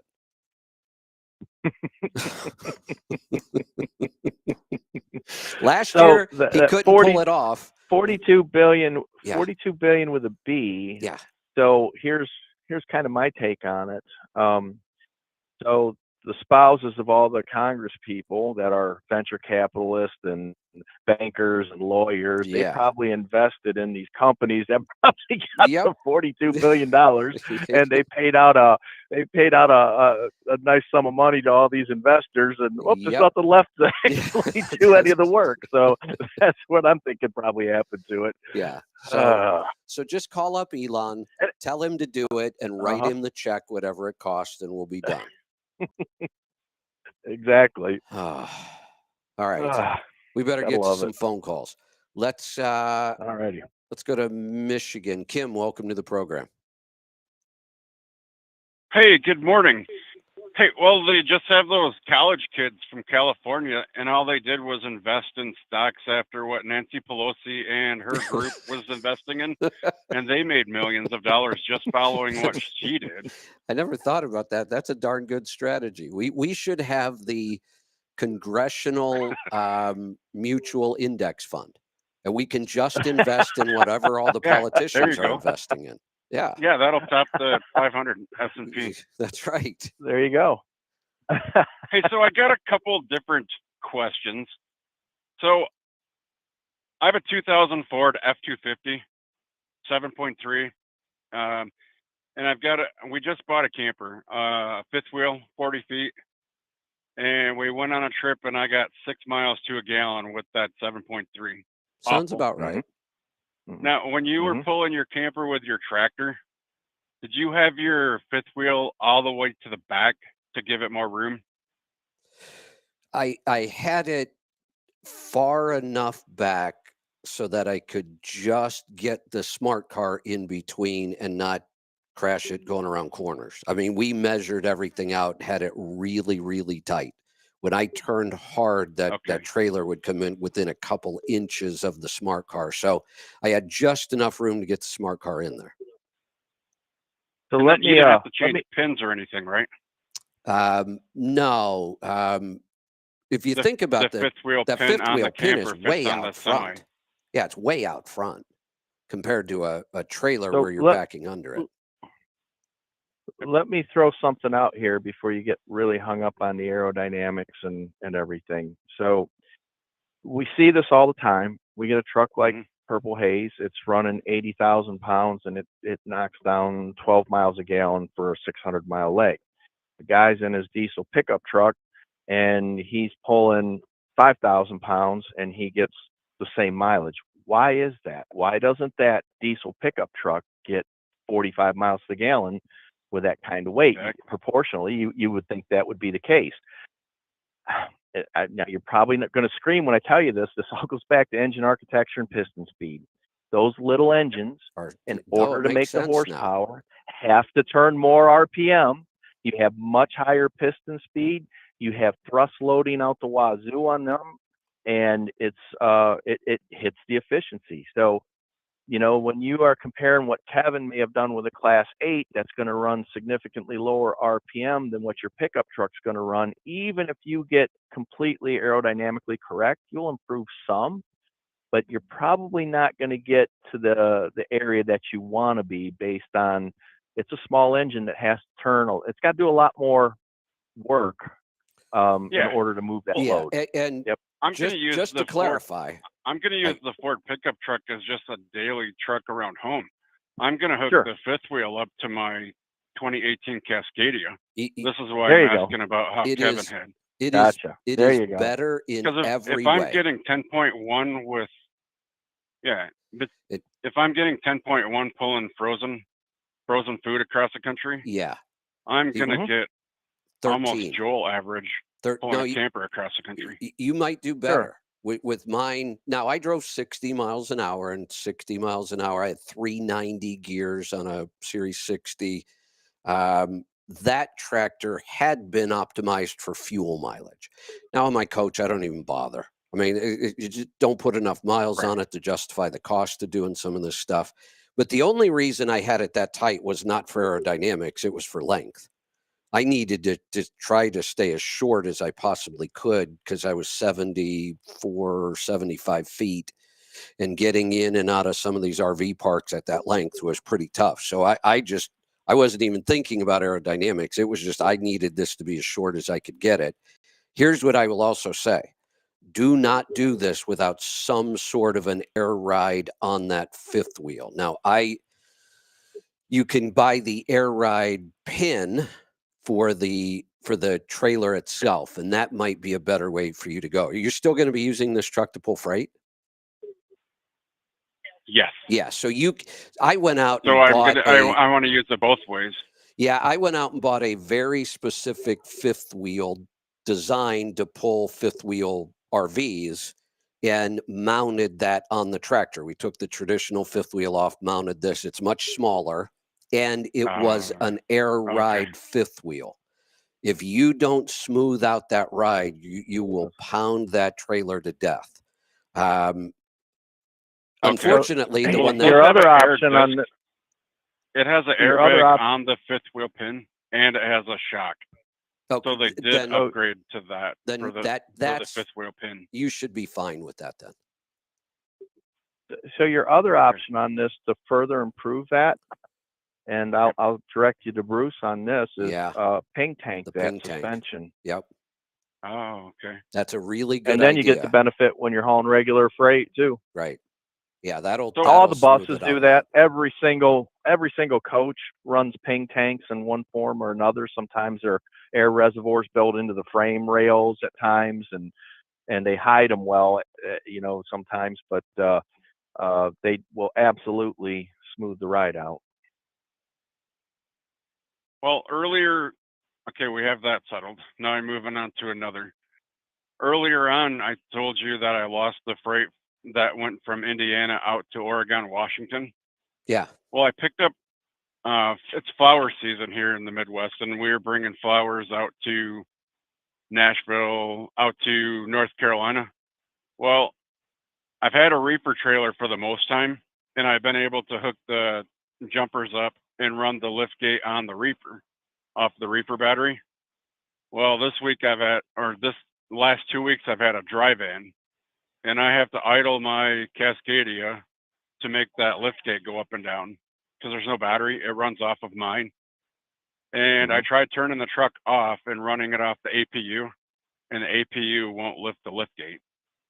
So let me look at this. Just by the dial on my GAT, on my 29, my average speed for 2,312 miles is 29 miles per hour. And I'm getting 7.4 miles per gallon. And this is pretty accurate. You're dangerous. 29 mile an hour on the highway, that's just dangerous. I had to say it, man. The trailer has 30 racks. No, I know why. I know exactly there's 30 why. racks, and I have 19 deliveries through Nashville area. Yes, exactly. Right. Exactly. Yep. 100%. So I need to figure out a way to either make my APU run faster to create electricity, enough, but I don't know how to do that. Do you have any ideas how I can do that if I'm pulling a drive-in? I got an idea for you. Go to Napa, and they have a sliding connection battery cable. It's a heavy duty thing, and it will terminate in eyes. put that on your cranking batteries, pick a battery and stick it on there, and then you can get however you need to tie into the trailer. You can terminate that sliding connector in a bunch of different style ends and just hook it right to your truck battery. That way you can run that sliding connector out to the back of the cab and mount it on the back of the cab, and then however you decide you need to terminate it, put that style sliding connector with the right termination on it, and then you can just hook it right on, and it would be easy on, easy off, and not try to go directly to the you'll never spin that thing fast enough. Because I'm using the same. I'm not using the same trailer. I'm using their flower trailers, so I have a different trailer each time. And what they've done is they've rigged my truck up with a plug. It looks similar to the plug that we use for a regular trailer for lights. Sure. But it just plugs into the trailer, plugs into my tractor, and then I just have to idle. So you're saying if I just run that wire to separate one of the batteries? Yeah, you should be able to hook it up directly to one of the batteries, and you should be able to run it off your batteries several times, before you'd have to start the truck. It shouldn't be a problem. Okay. And then when I start the truck, when I go to the next place, it should charge up while I'm driving? It should. Yep, it should. Okay. It should. Awesome. Now, what about my APU? Because my APU will keep my batteries charged. Do you think my APU will charge up? It will help it. I mean, for sure. You're just not going to get enough power directly off the alternator, that APU, unless you're just running the hell out of it, and it's going to be hard on the APU. And you want to pull that power right off the battery bank. I think just pick a battery and run some bigger wire back there, so you got enough juice there to make things work. But bigger gauge than just jumper cables? It'll be about the same size when you look up, and I forget what that thing's called. It's the same kind of connection they use on an electric forklift that slides together. I think maybe some of the electric snowplows use them, and they've got one that has like a 5 foot leads coming out of it, and they terminate in just, they'll go right onto your battery, and then you get another slide that will terminate in whatever connection you need to get into the trailer, and you can do that. It shouldn't be a problem. Is that what you have similar to that when you're doing furniture? When you have to make those deliveries, you have a lift gate? So, yeah, none of that's lift gate work on that. I figured out how to do that all without the lift gate, but I have seen that style connector used in lift gates, and I've also seen a lot of these guys now, they run solar on the lift gate trailers, and they have a battery on the trailer. Yep. Oh, nice. Well, these aren't my trailers, so I can't mess with them. No, I get it. Some of the trailers feel like I'm pulling a parachute. My goodness. Of course. Like they're bearing. That's the hell of power only. You never know what you're going to get. It's the customer's trailer, and they want a trailer's a box that they don't want to put any money into. They don't want to go out and do that because there's no benefit to them. Well, these trailers are so old that you don't even have the handle to move the tandem axles back. It's like a lever.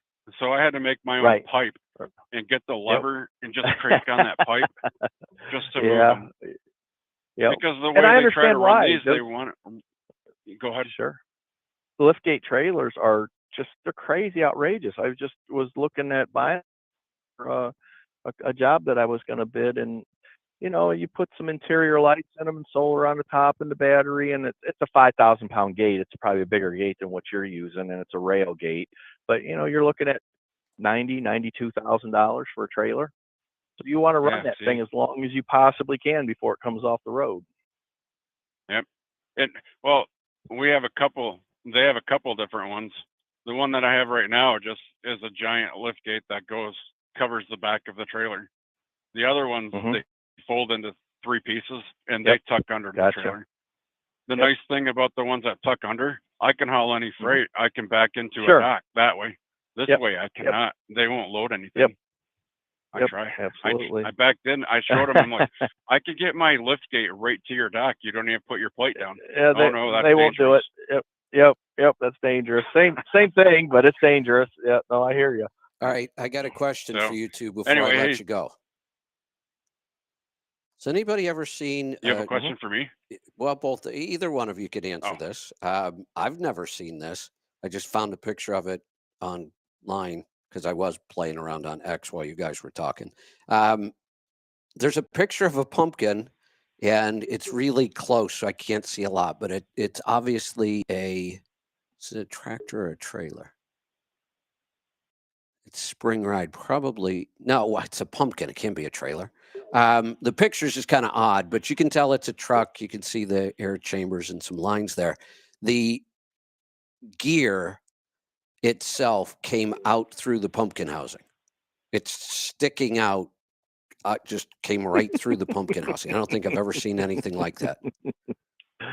Last Well, time they I must seen have that, chewed. Go ahead, Joel. yeah, last time I seen that, a guy was on ice and he was just giving it hell, and it hit dry pavement, put the gears right up the back of the housing. So I've never seen that happen. It's such an odd looking picture. yeah. Well, before that happened, they filled it with sawdust and a little oil just to be able to sell it. My Come on, you know Oh, they used to do funny. that stuff back in those days. I reposted it, and my quote was, "Does anybody have any JB Weld? I'll fix Yeah, it." there you go. Oh. Yeah. All right, Kim, we got to get to the calls. They're piling up on us, and it's Friday. I'd like to get out of here sometime today. Let's go to Tennessee. Zach, welcome to the program. Hey, thanks for taking my call. Sometimes, before I say this, that guy that gave the idea of how to get rid of background noise, if that really works, you need to send him some kind of a care package from your warehouse of some sort. That would be wonderful. Sometimes you hear stuff and you wonder, like, did they really just say that? And did they even realize what they said? You said about Elon Musk, the same government agency in one breath said he can't do this, and then in the next breath said he's doing this too well. That's exactly what. Yeah, that's exactly. And these what are the people that control us. I know. This should scare the pants off of us. It does. I told your screener I had a 4-prong call, so I'll see how many I can get through. The electric, you guys were talking about the electric. When I heard that thing about the fission, that kind of made a little bit of sense. Like maybe that there was some kind of more information that they haven't told those of us in us underlings. But my question is, what about all the power? Even if you get unlimited power and you get the batteries figured out, I think it was Secretary Granholm said that you would have to double the power grid. Well, the power lines. Hold on. Who's going to? I mean, maybe you guys have a better idea. What would it take to double? I mean, all these, I don't know, hundreds of thousands, millions of miles of power lines. Well, first off, I'm not sure. One thing to keep in mind here is they're talking about doubling the grid at today's efficiency rate. Right. So if you go to a solid state battery, you go. The efficiency of that truck will probably double or triple, and so then the demand on the grid will drop proportionately. That is. So it's really going to come down to the efficiency of the vehicle. The ultra state battery. Well, you might understand this better than I did.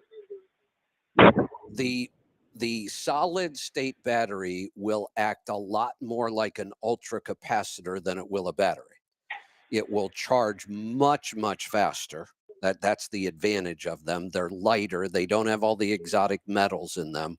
So if we had to make all electric vehicles today with lithium-ion batteries, yes, it takes a tremendous amount of charging capacity. That gets cut way back on solid-state batteries. But the idea of fusion and being able to produce lots of power cheaply, really cheaply, with no emissions. You know what the emission is from this? There is an emission. You know what it is? I thought this was really odd. When you make all these conversions in fusion and we can get the needed materials from water, actually, the byproduct is helium. How weird is that? I don't know why. I just thought that was really odd. We're going to be creating helium. We'll all be walking around talking like Mickey Mouse, because what else are we going to do? Real high. That's cool. Yeah, what else are we going to do with all that helium? Exactly. Yeah. So what a benefit. That's one reason. But then if we think, okay, you can produce the power, we can charge easier, but you do have to have transmission lines to get all this stuff around. Well, so what? We'll just build them. You know, I remember, and I read this article years ago when Elon Musk talked about powering the whole world on solar. And he did all the math. And he said, look, this sounds impossible. He said, but if you go back to before we had cars, and you would talk about how many cars we would have to produce worldwide, it's an insane number. But we do it. We do it all the time. Most of this stuff is not that difficult. So putting up new power lines, it's not that big of a deal. We just do it. So the other thing to keep in mind as well, we talk about, you know, needing the electric in the grid. We not necessarily, you know, we do these hydrogen fuel cells, which they're not ready for prime time yet. Volvo and Freightliner are doing a joint venture to develop the hydrogen fuel cell, and that essentially is going to allow you to charge the battery without any charging infrastructure while you're going down the road with no pollution. And you know, that is also going to have a big impact on this as well. So, right. You know, you'll have straight battery electric, and then you'll have, you know, hydrogen power cell electric vehicles, and there's going to be a lot of different ways to deal with that grid capacity. But the number one biggest thing will be just going from a truck that can go 500 miles on a charge to a truck that can go 1,500 miles on a charge. That will significantly reduce the demand on the grid. Oh, well, that makes sense. Someone said it to me one time. It'd be like, or something like this, you know, the difference between like a garden hose versus a fire hose. So, I mean, you're saying it doesn't sound like that big a deal to either replace the lines or, you know, put bigger lines up beside them. There just seems to me there's a lot of lines, but maybe it's not as big a deal as I'm making of it. I don't know. Well, there is again, it is a big deal to replace all the lines. It's expensive, and it would take a lot. So in order to not have to replace the lines and work within the existing infrastructure we have, the battery electric truck itself needs just to become more efficient. So, you know, right now we're anywhere between 250 and 500 miles range. It's not enough, and that would absolutely overload the system because everybody would have to stop and charge once or twice a day. So if you have a truck with 1,500 miles or 2,000 or 2,500 mile range, then it becomes a once a week thing. So you go from once or twice a day to once a week. Now the demand on the existing grid drops proportionately, and I think that is how you solve that. I don't think there's any way in hell we're tearing every electric line down in the United States and replacing it with something bigger to accommodate electric trucks. That ain't going to happen.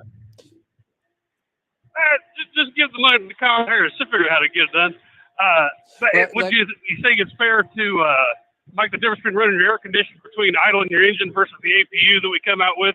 You're getting the same thing accomplished, but just with a whole lot less energy, I guess. Right. Okay, that's fair. Well, and here's something else that another point. I think we can look forward to in the future. I have no idea when this might occur, but I don't see why we don't eventually move to a model where every home is its own little power station. Yeah. I'm all for that. I mean, I'm for it. Hey, if you can do it with solar panels, I think that's great. Well, we already have examples. At some point, we'll probably get there. Yeah, we already have examples where people can produce more solar, more energy than what they use in their own home, and they sell it back to the grid. I mean, that's already happening, and we're just going to get better and better at that. So here's something to think about. If every semi-trailer had solar panels front to rear, that's like 7 kilowatts you can produce on that. If you had a lightweight onboard storage system, conceivably that trailer could pull into a dock and charge the damn factory. I've talked about that. That's it could. Right. Yes, because, you know, trailers set in customers' lots. You know, you have 3 or 4 to 1, and that's always traditionally been looked at as a disadvantage. That's the problem. Why we don't invest in trailers. You know, we want to keep them cheap. They don't run a lot of miles. So now if you can sell collected energy while that thing is set in a drop lot in Phoenix for 2 weeks before it's picked up, and you roll into some factory that has the connection, you could give it back to the factory or discharge it into the local grid.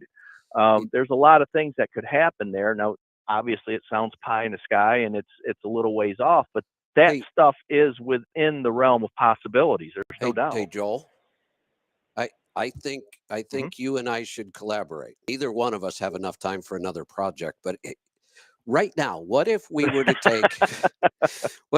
take a trailer right now, put really good efficient solar panels on top, cover the whole thing, and put a Tesla power wall on that trailer somewhere? I've got a guy that's interested in doing this that will donate all the solar panels and all the controllers and everything to do it. We just would have to find a light enough storage system, a battery of some type to do that. So send Elon a message and tell him what we're going to do, and that he needs to send us a lightweight storage solution for this.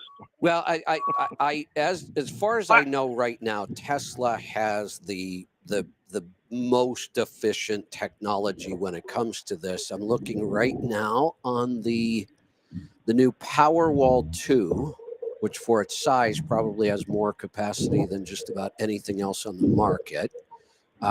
Total energy 14 kilowatts, usable energy 13.5 kilowatt hours. I'm trying to find the weight on this thing. I'm on the data sheet, so let's see. Or if the government will give us an exemption. This is not if bad. If the government would leave Elon Musk alone. The weight of this Powerwall 2, it's only 250 pounds.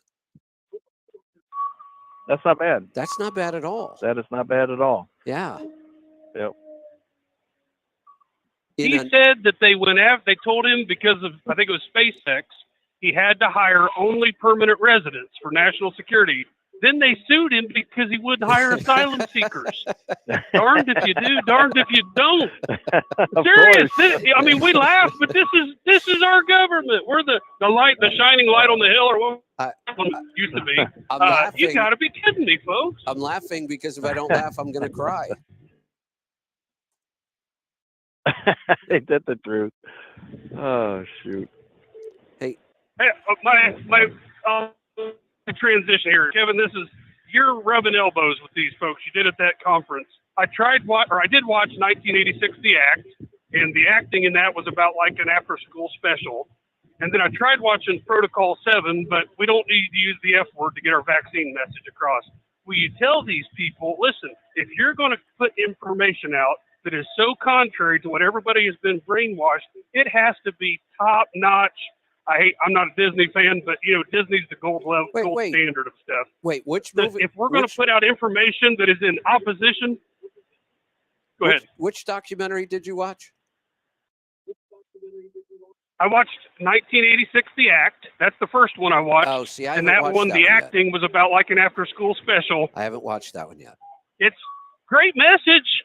Okay, well, watch it. You'll know what I mean about the after-school special stuff. It's like this is the cheesiest, corniest acting. And, I mean, you're putting across a very important message, but you're doing it in such a silly way that, it's going to be hard to convince people. So did you but say Protocol 7, I tried to watch that. Yeah, Go ahead. What was your experience with Protocol 7? Okay, Protocol 7, at one point, the woman's trying to talk to the guy in the hotel room, and he's doing yoga. He's got his eyes closed. He won't even look at her. It reminded me of The Lion King when Simba's trying to talk to the monkey. Boy, are you... Correction, I know your father. Picky. That's how serious they are. Come on. How many documentaries have you watched? Documentaries have I watched? Yeah. Oh, lots. Well, most of them are atrocious. Let's be real. I couldn't give you a number. Well, I watch a lot. Okay, I probably watch more documentary type stuff than almost anything else. It's not about the acting. The acting is usually horrible. There's usually isn't a good storyline. They're just trying to get a message across. I said this when I first watched Protocol 7. I thought for the fact that Andy Wakefield was a gastroenterologist who basically got canceled because of his stance on vaccines, and he went out and became a filmmaker, I thought Protocol 7 might have been one of the best done documentaries I've ever seen as far as acting. You pick out one scene where the guy was doing yoga and had his eyes closed. I remember the scene. There was nothing wrong with that scene. I thought the acting and the storyline was actually good for a documentary. We can agree to disagree. Well, I didn't No, that it was the F word, and we don't need to hear the F word to get our point across. no. Here's Sometimes here's I the, think here's the that, thing on this. sometimes And I think I that understand kind of understand language has an exactly impact. where you're coming from on this. You know, you're talking about the acting was poor and this was poor. So most people that are watching these docs, they're interested in the subject material. So if you really want to convince the masses, you're not wrong in saying that they have to have better production. And now you kind of understand why we get the stupid bullshit that we get on the reporting in Springfield. You have to sensationalize the hell out of it to get people to pay attention. And you're talking about exactly what, you know, they're doing it on the extreme political side. You want a better production. You want this to look a lot better to hold people's attention. And I get that. Kevin is going to watch something he's interested in, regardless if it's just shit for acting or not. He loves the message. And most people that watch the documentaries, they're looking for the message and not necessarily the acting. So I guess I agree with both you guys. I understand where both of you are coming from on this. Well, I'm gonna Zach. I'm not gonna agree to disagree. I'm right. You're wrong this time.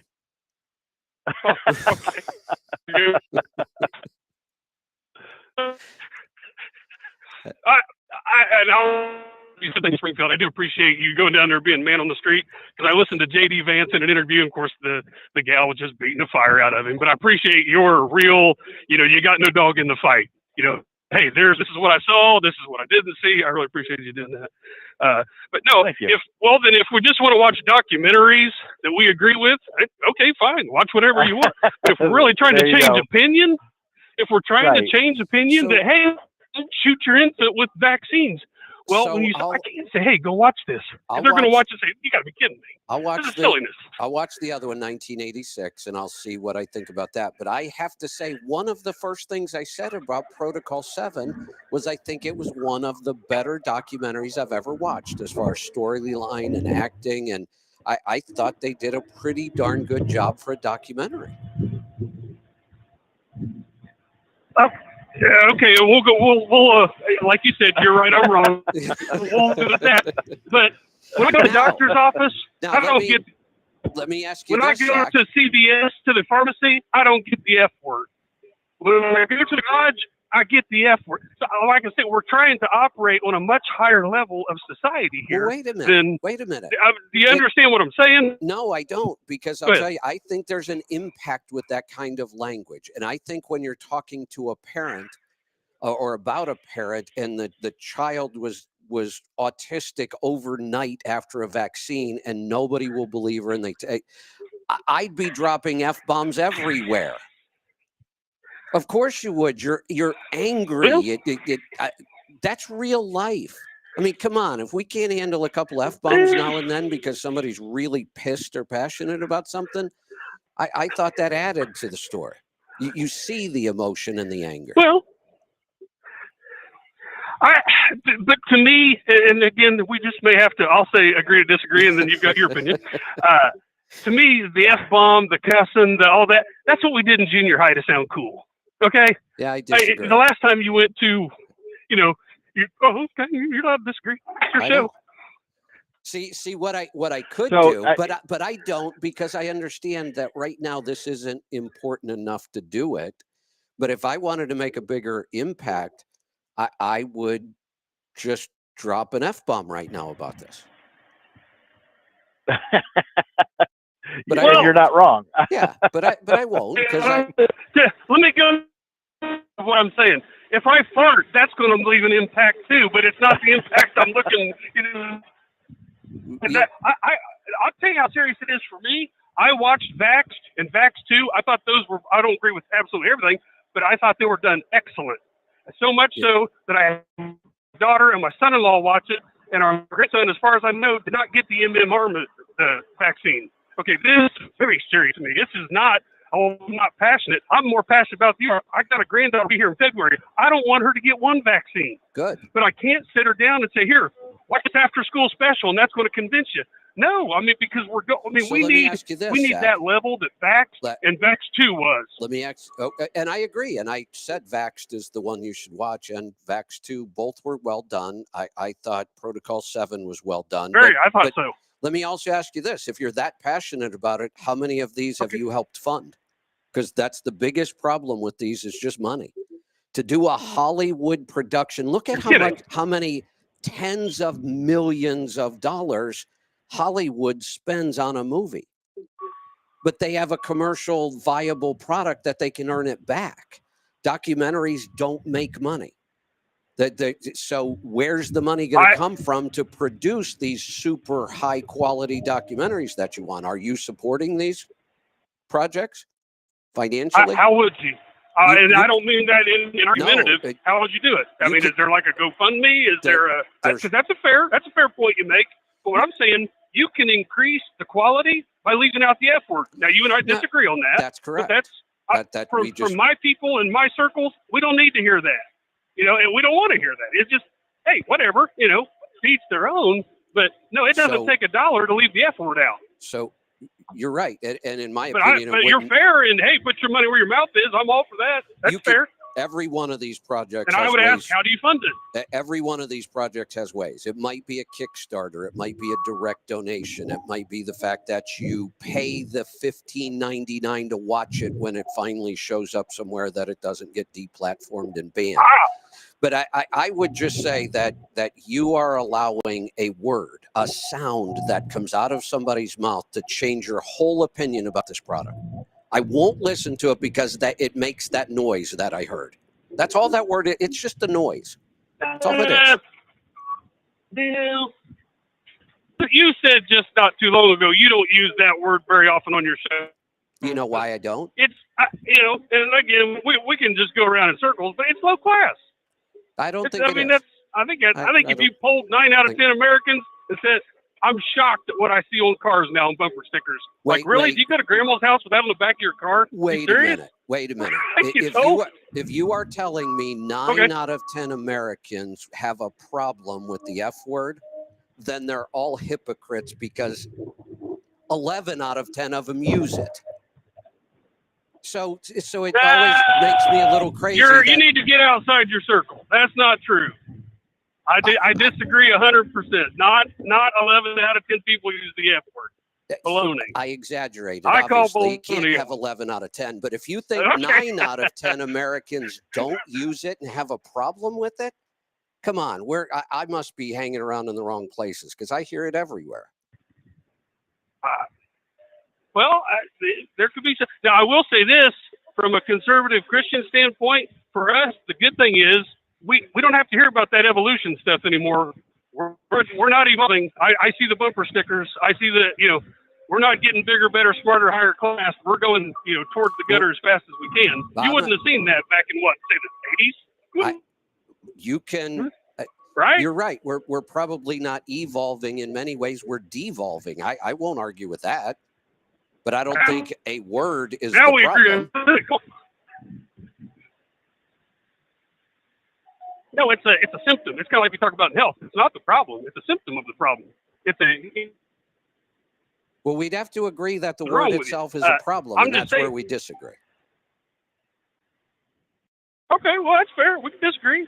It's your show. You don't have to agree. Something else I'm that just giving you bothers a me. different viewpoint. And I'm telling you in the circles I'm in that we don't use that word. It's not like, oh, we're better or we're this. We just don't use it. Well, there must be some reason you're saying not to use it.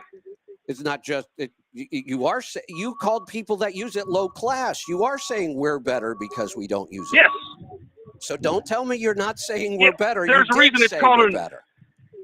You called everybody that uses it low class. We choose to use different language. Okay. And I will stick with that. Now, there's a reason it's called the F-bomb. What about this? What about, and I hear a lot of people. Would you agree? Hold on. I hear a lot of people who agree with you that don't like that word. And then they walk around saying freaking this and freaking that. What's the difference? You're 100% right. Nothing. You are 100% right. I agree with you on that. Yes. Good. And I've been guilty of that. So yeah, and I'm admitting it. And I had to apologize to my wife one time. But yes, you're 100% right. That's I'll call it Christianizing the F word. Yeah, same idea. Same idea with this stupid, the Brandon saying that's code for the F word, but they don't want to say it. They want to say it, but not say it. There you go. We so finally everyone agreed on understands. something. So now I can. But yeah. I can cut you loose. We finally agreed on something. Where we can agree, hey, let's get rid of these vaccines. Let's not use the F word talking about it. How about that? I mean, that's not too big a compromise. All right. You win. It's a Friday. It is another a F Friday. word. That's a Friday. Have a good weekend. Thank you. That's right. There's another F word. Hey, Joel, speaking of vaccines, did you happen to hear my show on Wednesday with David Stelzer? He's the founder and CEO of Azure Standard. I heard about 5 minutes of it, and then I got busy doing other stuff. Figured. Here was one of the best parts of that whole thing for me. And I did not know this. And I've known David for a while. They're not that far away from me here, so I go out and visit them once in a while. And I had no idea. First off, I had no idea he had 11 kids. That was kind of shocking. But wow. What was even more shocking, he had 11 kids. He raised 11 children with one doctor visit. 10 of those kids never. Yeah, I heard you talking about that. Yep. Yeah, one That's broken leg. That was the only time any of those 11 kids went to the doctor. No vaccines, no doctor visits, no physicals, no checkups, no nothing. And they grew up drinking raw milk. How the hell did they survive? That's funny. Yeah, wow. I thought that was pretty incredible. All right, let's go to Florida. Tony, welcome. Real Christians can say the fuck bomb anytime they want and still feel forgiven because Jesus has forgiven past, future, and present sins like I just did. But even worse, brokers, an even worse word. Somebody called in on the replay. I was on the way station on Tuesday and I had to turn Paul off. And I get back on because I think maybe they're still talking after I paid my overweight fine. Somebody's on there asking about me. Where is Tony? Speaking of brokers, I wonder if Tony's around. I wonder how he's doing, if he's doing all right. And so I had to call in. That was really nice. Talk about a coincidence. What is new about brokers is that I have finally found a broker that hates brokers. And so everything is cool. Good. Now, and so now it's back. Sometimes I wonder, who really is listening to what we're talking about. I never know who's listening to the show, but I just got a direct message on X, and this is a marketing email. You get a lot of these, especially if you're in business, and I get all kinds of people that want to help me with content creation and all kinds of things. And that's what this is. It comes from a company called Profit Path Digital Content Creation Agency. Listen to this. Talk about timely with what we're talking about. It says, hey, what Kevin, does this have to do with Joel's 6x2? Listen, but never mind. Listen, it has to do with the conversation we were just having. This is a marketing email. Somebody's trying to sell me something here. It says, hey, Kevin, I saw you've been killing it here on Twitter. Great freaking work, except they didn't use the word freaking. On a marketing email. He's definitely going to hell. I think so. All right. Now what's on your mind? Well, I was just going to say, Joel doesn't care if I have a job, but this broker definitely does. Joel, thank you. So are you saying on that 215 that you're aggressively sped rear axle? That's what you mean by that, is the rear axle correct? It's like a half a gear because it doesn't give that 20% is not very much RPM due to the low rear axle, whereas it would be Correct. much. It's like 1,000 RPM in a 355 rear axle. So you can have 12th, 13th, and 14th be in the range of 60 to 70 miles per hour and higher because there's not very much RPM difference because of that rear axle. Correct. Okay. And where on a 6x2, would you want to have that fifth wheel positioned more towards, and if the front is the one that drives, be it closer to there or right on top of the front tandem or a little bit behind it or what? Ideally, you will have the fifth wheel just forward of the drive axle. Whether the drive axle is in the back or the front, you need to have the kingpin location needs to be in front of the drive axle because you have to transfer some weight to the steer axle so you have traction for steering. If you set it right on top, you don't get any weight transfer forward. And if you set it in back, you can load up the drive axle, but it will take weight off the steer axle. And if it's snowy or, it's raining really hard, the front will get very floaty. So ideally, when you look at it in terms of percentages, the kingpin weight of the trailer, the weight on the kingpin of the trailer, you want to distribute it 25% goes forward, 75% goes backwards. And so you need to position your fifth wheel to get as close to that as you possibly can. Well, you said that the drive axle could be the front or the rear. Which one is better? Well, it depends what you're doing. If you are in a very tight metropolitan type duty cycle where you're getting into very tight docks and you need a very close turning radius, you need to have the forward axle as the driven axle, and ideally you could lift the rear axle. That shortens your wheelbase and gives you a much tighter turning radius. If you're running out over the road, you always, in my opinion, want to do what they call load the end points. So you want to be able to take your weight and be able to load it to the drive axle in the rear and the steer axle in the front. And that's called loading end points. And that gives you the best ride, tire life, traction, steering when the weather gets bad. It does a whole lot for you. And it's pretty difficult to change, right? No. Well, are you talking about changing the position? The position of the axles? Well, you've got to have a loop around the drive shaft on your lift axle. If you put the drive axle in the back, you got to be able to clear the drive shaft somehow. They make those axles, a top loop, a bottom loop. It doesn't make any difference, but you got to have a loop to clear the axle if you're gonna because your back axle, obviously, if it's in your dead axle's in the back, there's no drive shaft clearance issues. And they're always lift axles if they're a front drive? They should be. They're not always, but they should be. Sometimes they just bias weight without coming off the ground. Some people get real, I don't know what the word is, almost a fear when that axle comes up off the ground. But technically, yeah, you should lift them.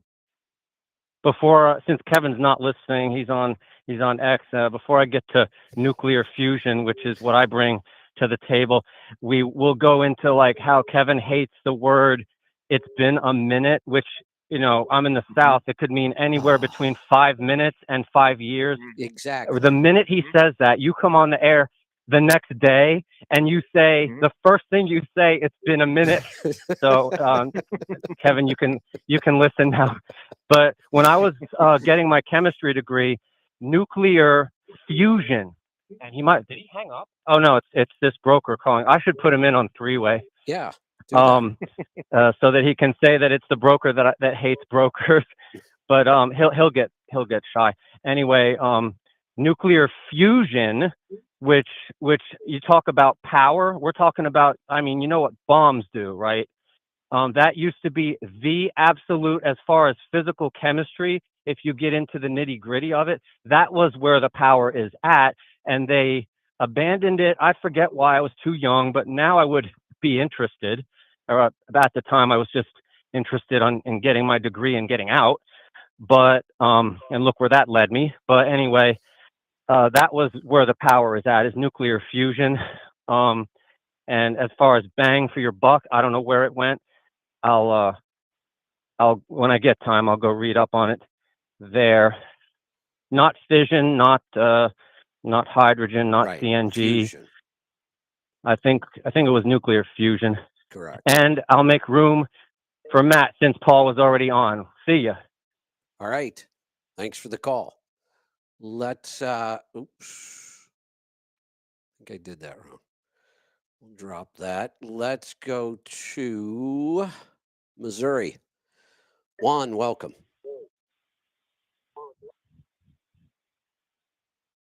Juan? Oh, how you doing, Kevin? Good. Good. What can I help you with today? Hey, interesting show today. Everything's good and all that. Who hey What Juan, I'm talking about is I have a your phone sounds horrible. It's Can you hear? breaking up and you're quiet, and can you change something? Okay. I'm on Bluetooth. It sounds awful. I can barely understand you, so I'm sure the listeners can't. Okay. All right. Well, I'll have to try and call back another time because I don't know what I'm doing and I'm driving right now. So Whatever just happened, I it can't sounds be playing with it. yeah. Whatever just happened, it sounds better. So go ahead and try.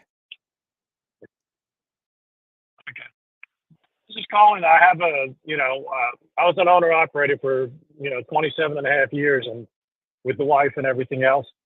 She had to get off the truck for medical reasons. Her knees and her back just gave out, and we've decided to go ahead and sell the truck that we had and everything. I've been listening to you for quite a few years, and it's got a lot of the setups that you've recommended and has worked and everything. And I just wanted to put it out there that it's a 2018. I'm sorry, 2019 Western Star 5700, and I've got the Fleet Air and the OPS, and I also have the the True Balance and all on. It's set up for it's an owner operator setup truck for you can haul flatbeds, RGNs. It's got the RGN ramp. It's got the headache rack on the back, 18-inch headache rack in the back, and all. And I just, we've decided that it's, I'm not going to hold on to it and everything else. I've actually gone to where I'm driving for Walmart, delivering their freight now, and okay, just with her not being out on the road with me. Yeah, we love to keep if trucks anybody, within the tribe. So you want to put out a phone number, an email, or how do you want to do this? I'm doing email, and it would be the email would be Reyes, REYES LONG P as in Paul at ATT.net. Got it. Okay. We'll throw it out there. And if anybody hits me up, and I can send them the specs on it and everything else. And I've even got where when I had it and everything else, I went ahead and bought the computer program. Whereas I could, you can go ahead and do your own diagnostics and everything else. Change the parameters. If you need to do a park regen, you can go do a park regen and everything else. And that it cost me $500 a year to do that, but just on the breakdown side of it, I was able to save myself hundreds of dollars, where that paid for itself without any issues at all. We used to go in and out of Canada, and we used to always have to turn the speeds down when we went into Canada. So I was able to do that, myself without having to pay somebody $250 to turn it down and then $250 to turn it back up. All right. And but So, like I said, I mean, I've had it. I've had the DPF one box that was replaced when the truck had 450,000, and the truck's got 680,000 on it right now. And just before she got off the truck, we had it up there at Bruce's and did the diesel force clean on it, and they went through and got the truck. It's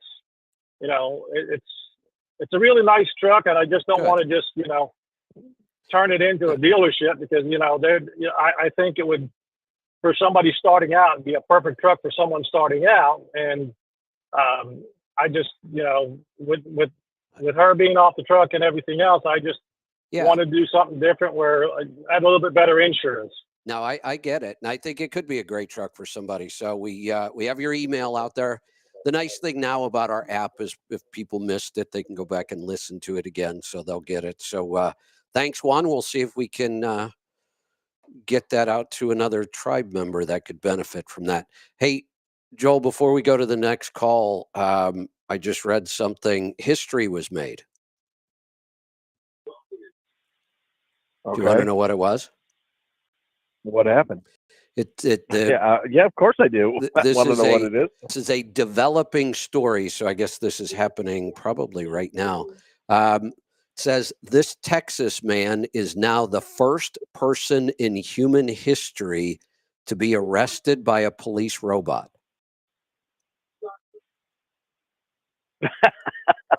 And they've got a video. It's kind of scary. The guy tried shooting at the robot. That didn't work. He's in a hotel room. I guess the police chased him here, and he's armed and dangerous. So SWAT comes out. SWAT deploys this robot. The guy tried shooting it. That didn't work. He threw a blanket on it. That didn't work. He ran back in his room.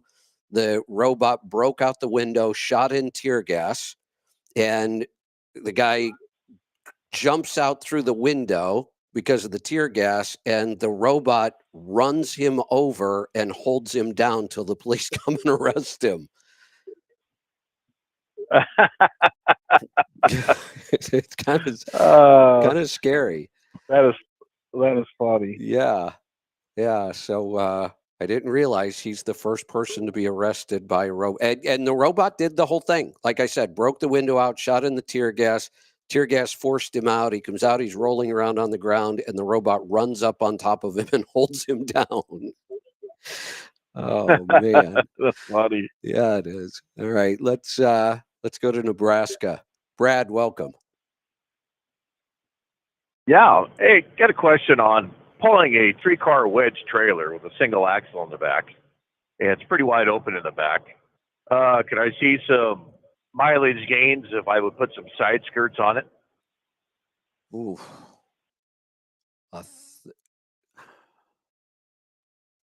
I don't know. Where are you going to get side skirts? I'll just make them. Oh, okay. I have access to. Yeah, I don't think anybody makes the company it. I pull for. They make their own trailers, so I got access to 40 thousandths aluminum side sheeting. Oh, got it. Okay. How fast are you running? 63. Yeah. I'm averaging about. Personally, I probably wouldn't at that speed. If you were running 75, I'd tell you to do it. But at 63, I don't know that I would spend the time and money to play, because it's going to be aerodynamically ugly no matter what you do. Correct. And that's kind of my thought. Aerodynamics can be tricky, and sometimes some of these devices we think are helping could be making things worse. Yeah, and I thought instead of doing the standard side one to where, you just got the flat side on the trailer, I thought about having it taper right in front of the axle on the trailer. So any air that was going under there would be deflected back out. Here's the way I would look at this. If you are absolutely trying to do something that's going to be cost effective and save money at some point, I think there's a lot of risk. I don't know that you're going to be able to pull this off and at some point go, here, look, I broke even and now I'm going to save this much money. If you did, great. But I think there's a lot of risk in that. So if that's the case, I would probably skip it. There's probably 10 other things you could do somewhere that would improve fuel economy much easier than this. Now, if you're just one of these fuel mileage fanatics like we are, and you're looking to prove something, and money isn't the biggest reason to do it, then I love when people experiment like this and prove something does work or doesn't, or but I don't see it as a really good cost cutting approach. Okay. I'm running a T600, and how about lowering the front end a little bit? I'm always on the highway, so I'm not doing off road. Not at the speed that you're running at 63. I look, I put bigger tires on the front of my truck. We run slower speeds, and the actual rolling resistance reduction in the steer tire, because we have less deflection on the pavement, outweighed the aerodynamic gain when the nose of the truck, went up in the air. So I just don't think that. How would you lower? Are you talking about putting a smaller tire on the front? Are you gonna modify the front suspension? Yeah, just taking the lift blocks out. There's a spacer block. Yeah, that's another one. I don't think that I would do it. I don't think it's worth your time. Again, if you're running 75 mile an hour, there might be some validity to possibly doing that. But at 63, I don't think so. With the side winds I get in Nebraska, 75, it's a lot of fun with cargo trailers on here. Yeah. I run out across there all the time. I hear exactly what you're saying. Yep. And I'm breaking, and so I've got wind resistance on the front of 3 trailers. Yeah, I can snug them up underneath each other as best I can, but I still catch a lot of air. That's kind of the point here. You're aerodynamically ugly on almost every load, and these tiny little aerodynamic improvements that are going to cost a lot of money and a lot of work, probably you're never going to notice it. Okay. The next step would be probably upgrade into a downsped truck. Yes. I still single axle or tandem axle truck. If I was going to stick with this, I would go to a single axle. Gotcha. Yeah, or 6x2. For your application, you're definitely going to want to get something that's probably downsped for sure. That'll probably have a bigger impact than anything you're going to do aerodynamically. Now, I know right now, after saying that Henry and Steve Crone are probably throwing stuff at the radio, I know, pulling their hair out. But, yeah, they love the aero stuff, but I tend to see at the lower speeds bigger bang for your buck with mechanical drag reduction improvements than the aerodynamics. Yeah. Yeah, Joe, wouldn't this be an ideal? Yeah, my 60 days, D11. What's that now? Wouldn't this be ideal for the 11 liter? Oh yeah. Stuff like this would just be absolute phenomenal for a duty cycle like that. Yeah, my 60-day on the gauges is 8.12. Mm-hmm. But I'm running a 3406 cap. Mm-hmm. So so there's the idea was I thought I was going to be switching over to maybe doing hopper bottom. Mm-hmm. So it's mechanically it's ugly, 6x4, 3406. Right. Yeah. Right. Yep. She sure is. Yeah. You probably on just mechanical drag reduction with the right truck, you're probably got a mile a gallon that you're leaving on the table. At least. Maybe 2. I'm almost thinking it, I wouldn't surprise me. Yeah. Wouldn't surprise me. Yeah. The effect of diminishing returns, though, do you think a downsped truck could get close to that 12.5, 13 miles per gallon? At 63, that might be a stretch. At 55, absolutely. Okay. Aerodynamics of the load I'm carrying? Yeah, it's just ugly. I mean, it just is. Obviously, in the summertime, you're going to do a lot better because the air is less dense. In the wintertime, them types of loads are just absolute killers because of the dense air. Yeah, you definitely have a much higher horsepower requirement. And that's where that speed calculation becomes critically important for you. You take Joel or Henry that have optimized almost everything and pulling a van so they're not dealing with the lousy aerodynamics or changing aerodynamics on every load. They've got everything absolutely optimized. And speed isn't, I'm not going to say it's not important. It is. It's not as critical because they've optimized aerodynamics and so many other things. You've got such lousy aerodynamics that you really can't change. Speed becomes really important. You might see more than 1/10 of a mile per gallon gain every 1 mile per hour you slow down. Yeah. Now, I have thought about going to a hopper bottom, and an old timer said this to me, and I ain't quite wrapped my head around it yet. It might be just wise tale. He said, you know what, when you got that light of load with that big aerodynamic sticking out there or ugly, he said, you're pulling that load down the hill and up the hill. Where if I got a heavy load and I'm fairly aerodynamic, Wait. my momentum is carrying some of it. Oh my God. So what he's essentially talking about here is kinetic energy. Yes. And he's not wrong. Yeah. Your roll window is much, much better when you're aerodynamically correct and you have all the reductions in pumping losses and mechanical losses. You're leveraging the benefit of kinetic energy. Not only does it require less horsepower to begin with, but you get more free roll miles over any given distance on top of that. And that's the one that kind of catches people by surprise, is the impact of kinetic energy. They don't understand it. It's extremely hard to measure. It's extremely hard to verify, but it's always there. And the better you do at optimizing all the different areas of resistance, the more kinetic energy benefit you get. So what he's saying is not wrong. It's not wrong in theory. Yeah, but in practice, the problem is he's basically telling you that if you pulled heavier loads, you would get better fuel economy. And that's wrong. That's just not going to happen in the real world. No. What he's describing is correct in physics.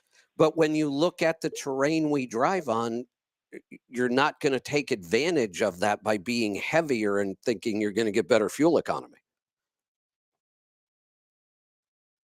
Well, in the context of the conversation, I don't think it was I would get just bottom line better fuel mileage than what I was pulling now.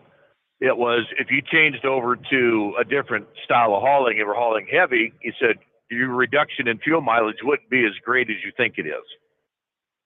Correct. That part because is correct. he said but there's a huge variable here. Yeah. What's the terrain?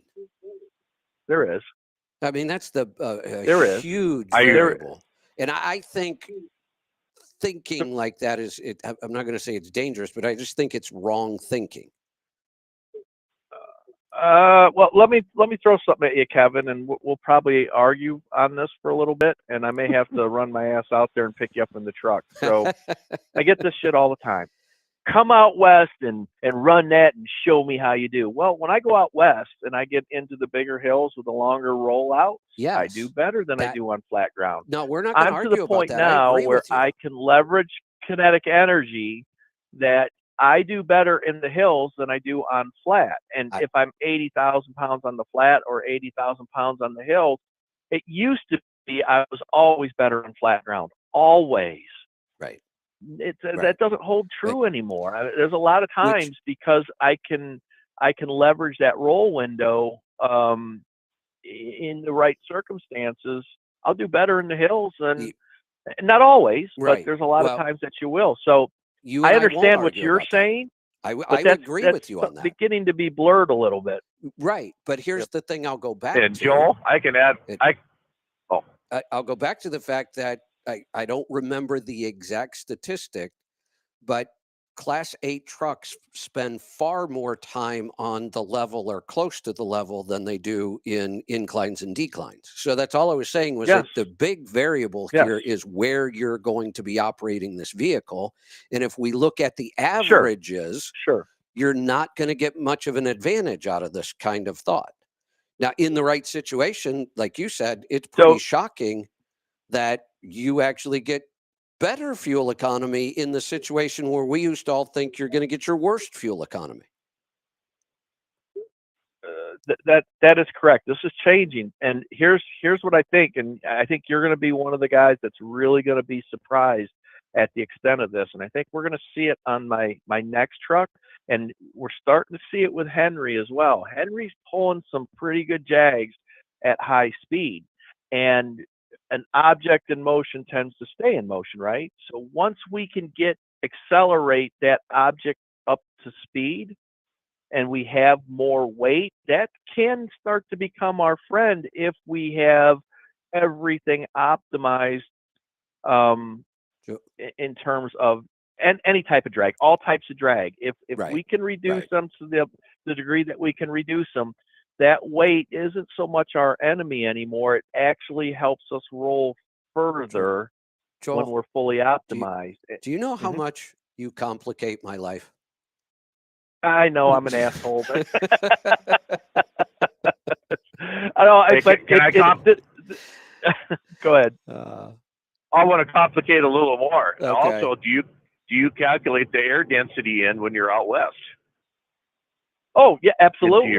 That's a big part of it, because it's at elevation, the air density is a little less generally, especially in the summertime when it gets really hot at high elevation. It's way easier to push through that air, and you get. I mean, I've had trucks kicking the eco roll out west, and I've rolled 22, 23 miles where the engine never applied power. If you want to understand this concept and air density, have a conversation with a pilot that understands this. Oh, well, any fighter pilot will tell you what's the first thing they do when somebody launches a missile. They drag it down into dense air so the missile runs out of energy and drops, and it will just fall to the ground. First thing a fighter pilot, that's what they train them to do, drag that missile down into dense air. Same thing applies to the truck. We're over on the East Coast at sea level, and we're in some pretty dense air. We get out west at mile high elevation, and it's 100 degrees out. We just kill it. Yeah. Well, I'm a private pilot, so I've been in that where I've been out on the runway in North Platte, Nebraska, and the guy that was with me, we're using a lot more runway than I would have thought, except compared to back east in Omaha. It's about 2,500 foot difference. And I looked over him and I asked him, "How much did you say you weighed again?" And we took up a lot of the runway out there, but just less dense air and hot. I had long conversations about this. One of the guys that worked at AirTabs was a 747 pilot all over the world, and he told me some of the places where it gets really critical, that the air is so thin they almost don't have enough lift to get that thing off the ground. It is a big difference depending on air density for them. For sure. All right, good stuff. We are going to take our final call of the day. We're going to go to North Carolina. Brady, what's on your mind? Good afternoon, guys. Joel, got a couple quick ones for you. I know you guys want to get out of there. So I've got a 2019 Mack Anthem, went with the 247 rears. I'm running around light most of the time, Cleveland to Charlotte. 990 at 60, 59 miles an hour, 990 RPM. That's perfectly fine with this thing? Yeah. Yep. Now, when we say is 990 perfectly fine, so with a 247 overdrive, you kind of have 2 gears available. 247 direct is probably okay to about 60 mile an hour. So you're not going to be able to run 69 or 70 mile an hour, but up to about 60 with a 247 direct, you can leverage the benefit of having 2 gears. So let's see, that is what year did you say, 2019, and it's a VGT? Yep, correct. It's a 455 1850? Yes, sir. Okay, so let's do this real quick. 1850 times 990 divided by 52. You're making about 348 horsepower at 990 RPM going down the road. On flat ground, 80,000 pounds at 65 mile an hour requires about 280 horsepower. So you've got more than enough horsepower, obviously, when you're on flat ground or going down a slight grade, not a problem at all. And then when you do start to climb and the speed starts to come down a little bit, you want to get it down into direct drive pretty quick. I'm assuming you probably have the XE logic where it wants to hold it into overdrive. I don't know if you have the performance shifter where you can manually bump gears. My recommendation would be to manually bump that gear down as soon as you're on grade. That's basically exactly what I do. Okay, so you're spot on. Mm-hmm. I've done everything you recommended. So my next question is, running this run, I'm an hour short of getting home on a Friday. So if I run a little bit faster, am I going to see a huge decrease in fuel mileage from, say, 58 to 60 to 65 where I can make it home? It will definitely be there, and you're in pretty challenging terrain. You're running in the hills, and that's, you know, if you, and this is how I would do it, but I'm a geek this way. I would probably run the uphill portion in direct or underdrive, maybe a mile or two an hour slower, and then the downhill slide, I would let it roll out a little faster, and then kind of get the balance to get my average speed to where I needed it to be to make it home. And you could probably might even improve your mileage a little bit once you understand the balance of between up and down, because you're up and down the entire way. There's no real flat section. All the way to Akron. Yep. So that actually takes me to where I wanted to go next with you. So two-part question, basically parameters involved in everything. Walking into these dealerships, deer in the headlights most of the time. I've got a dealership that is excellent mechanical-wise, computer-wise. You tell them what you want to do and just not a clue. So I've saved a lot of your posts off of Facebook. I went to the dealer. The guy that went into the computer, they were going to change parameters for free because I could do so much business with him. But anyways, he couldn't find anything. And then when I called another dealer to inquire what was going on, I guess I got to start an e-service case. Well, yeah, because they don't know. Right. So they have to start an e-service case. I'll tell you where you go to get this done. And he's in North Carolina. He's in the Greensboro area. Clint Bankston at Paramount Truck Service. This guy will take care of you. He's an don't want to burst your bubble, Joel. Been there. Yep. And he couldn't do it. No, sir. I'll have to call him, see what's going on.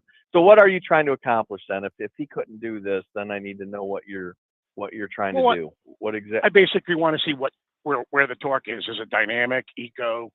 Do I have eco roll on? So you don't have dynamic torque on that truck. It's a 2019.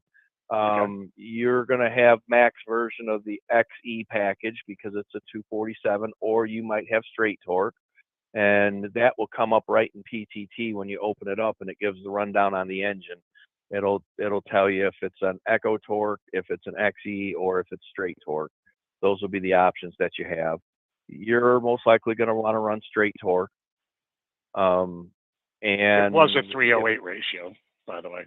Okay. Yep. Yeah. You're definitely going to want to run straight torque with that 247. And if it were me, I would load the gentle shift logic into it as well if you're looking for fuel efficiency. Okay. You put a post up to do with Volvo, and you were like so happy because it was all the parameters settings for the fuel mileage, max fuel mileage in the one post. If I give them that, how close to Mac will those parameters on that page be with the Volvo? I think as long as it's correct for the model and year, they should be identical. I don't think there's any difference. I don't think. And I'll ask my techs in the shop if there's any difference. between the two. I don't believe there is. I meant more like terminology, Joel. I think you get the PTT, the goes away once you get the parameters themselves. I don't know that there's any differences in nomenclature at all, but I'll find out. I'll find out. And then the very last question I have for you, I got rid of a 50-gallon fuel tank that was on the passenger side, swapped it out for a 130. So now I do hold 280 for fuel capacity, but the truck still thinks, it's running around with whatever 200 gallons of fuel. That's a parameter in there. They go in and set the capacity of the fuel tanks. I did that the other day. So my question now is, I've always been scared to death to run it down. The light will come on, and of course I know I got plenty of fuel left. Will just changing it in the parameter setting, will that be okay as far as the gauge, everything goes, will be accurate now? It should be. You should have parameters that will set the actual capacity, and then you will also have parameters in there that will set when that light comes on and how many gallons you want remaining. So if you want 45 gallons total capacity remaining, they can set that in there, and then that light will come on when you have 45 gallons remaining. I think we set ours to have 50 in my brother's trucks. Between the two tanks, you'll have 50 gallons remaining when that light comes on. All right, I appreciate it. All righty. Thanks for the call. Thank you. Have a good one, guys. All right. Joel, any final words of wisdom? Well, I got some final words. I don't know how wise they are, but next Friday I will be with the Navistar people. They've been begging my brother for me to come down and talk to them and drive their truck and yada yada yada. So I told them I would at least come down and talk to them. And they said block out 3 or 4 hours. So I don't know what they have in mind. I haven't talked to them personally, but my brother called and said, "Can you do me a favor? Just go talk to these guys." Yeah, I'll go talk to them. Sounds to me like you're kind of stepping out and cheating on Volvo here. What's going on? Well, hey, look, we've got to look at everything and understand what the competition's doing as well. I am sure that they have absolutely zero problem with me going and looking at this truck and learning all I can learn about it. I've got no problem with that. And I even told Jerry that. I said, "You understand? They understand. They know what I do, right?" And he said, "Yeah, that's why they want you to come." Good. Okay. Good. I said, I'll come talk to them. Yeah, since they announced this new engine design and everything else they're doing, I've said I really hope that this becomes a good, viable option for us. It will be. Yeah. I have no doubt. Yeah.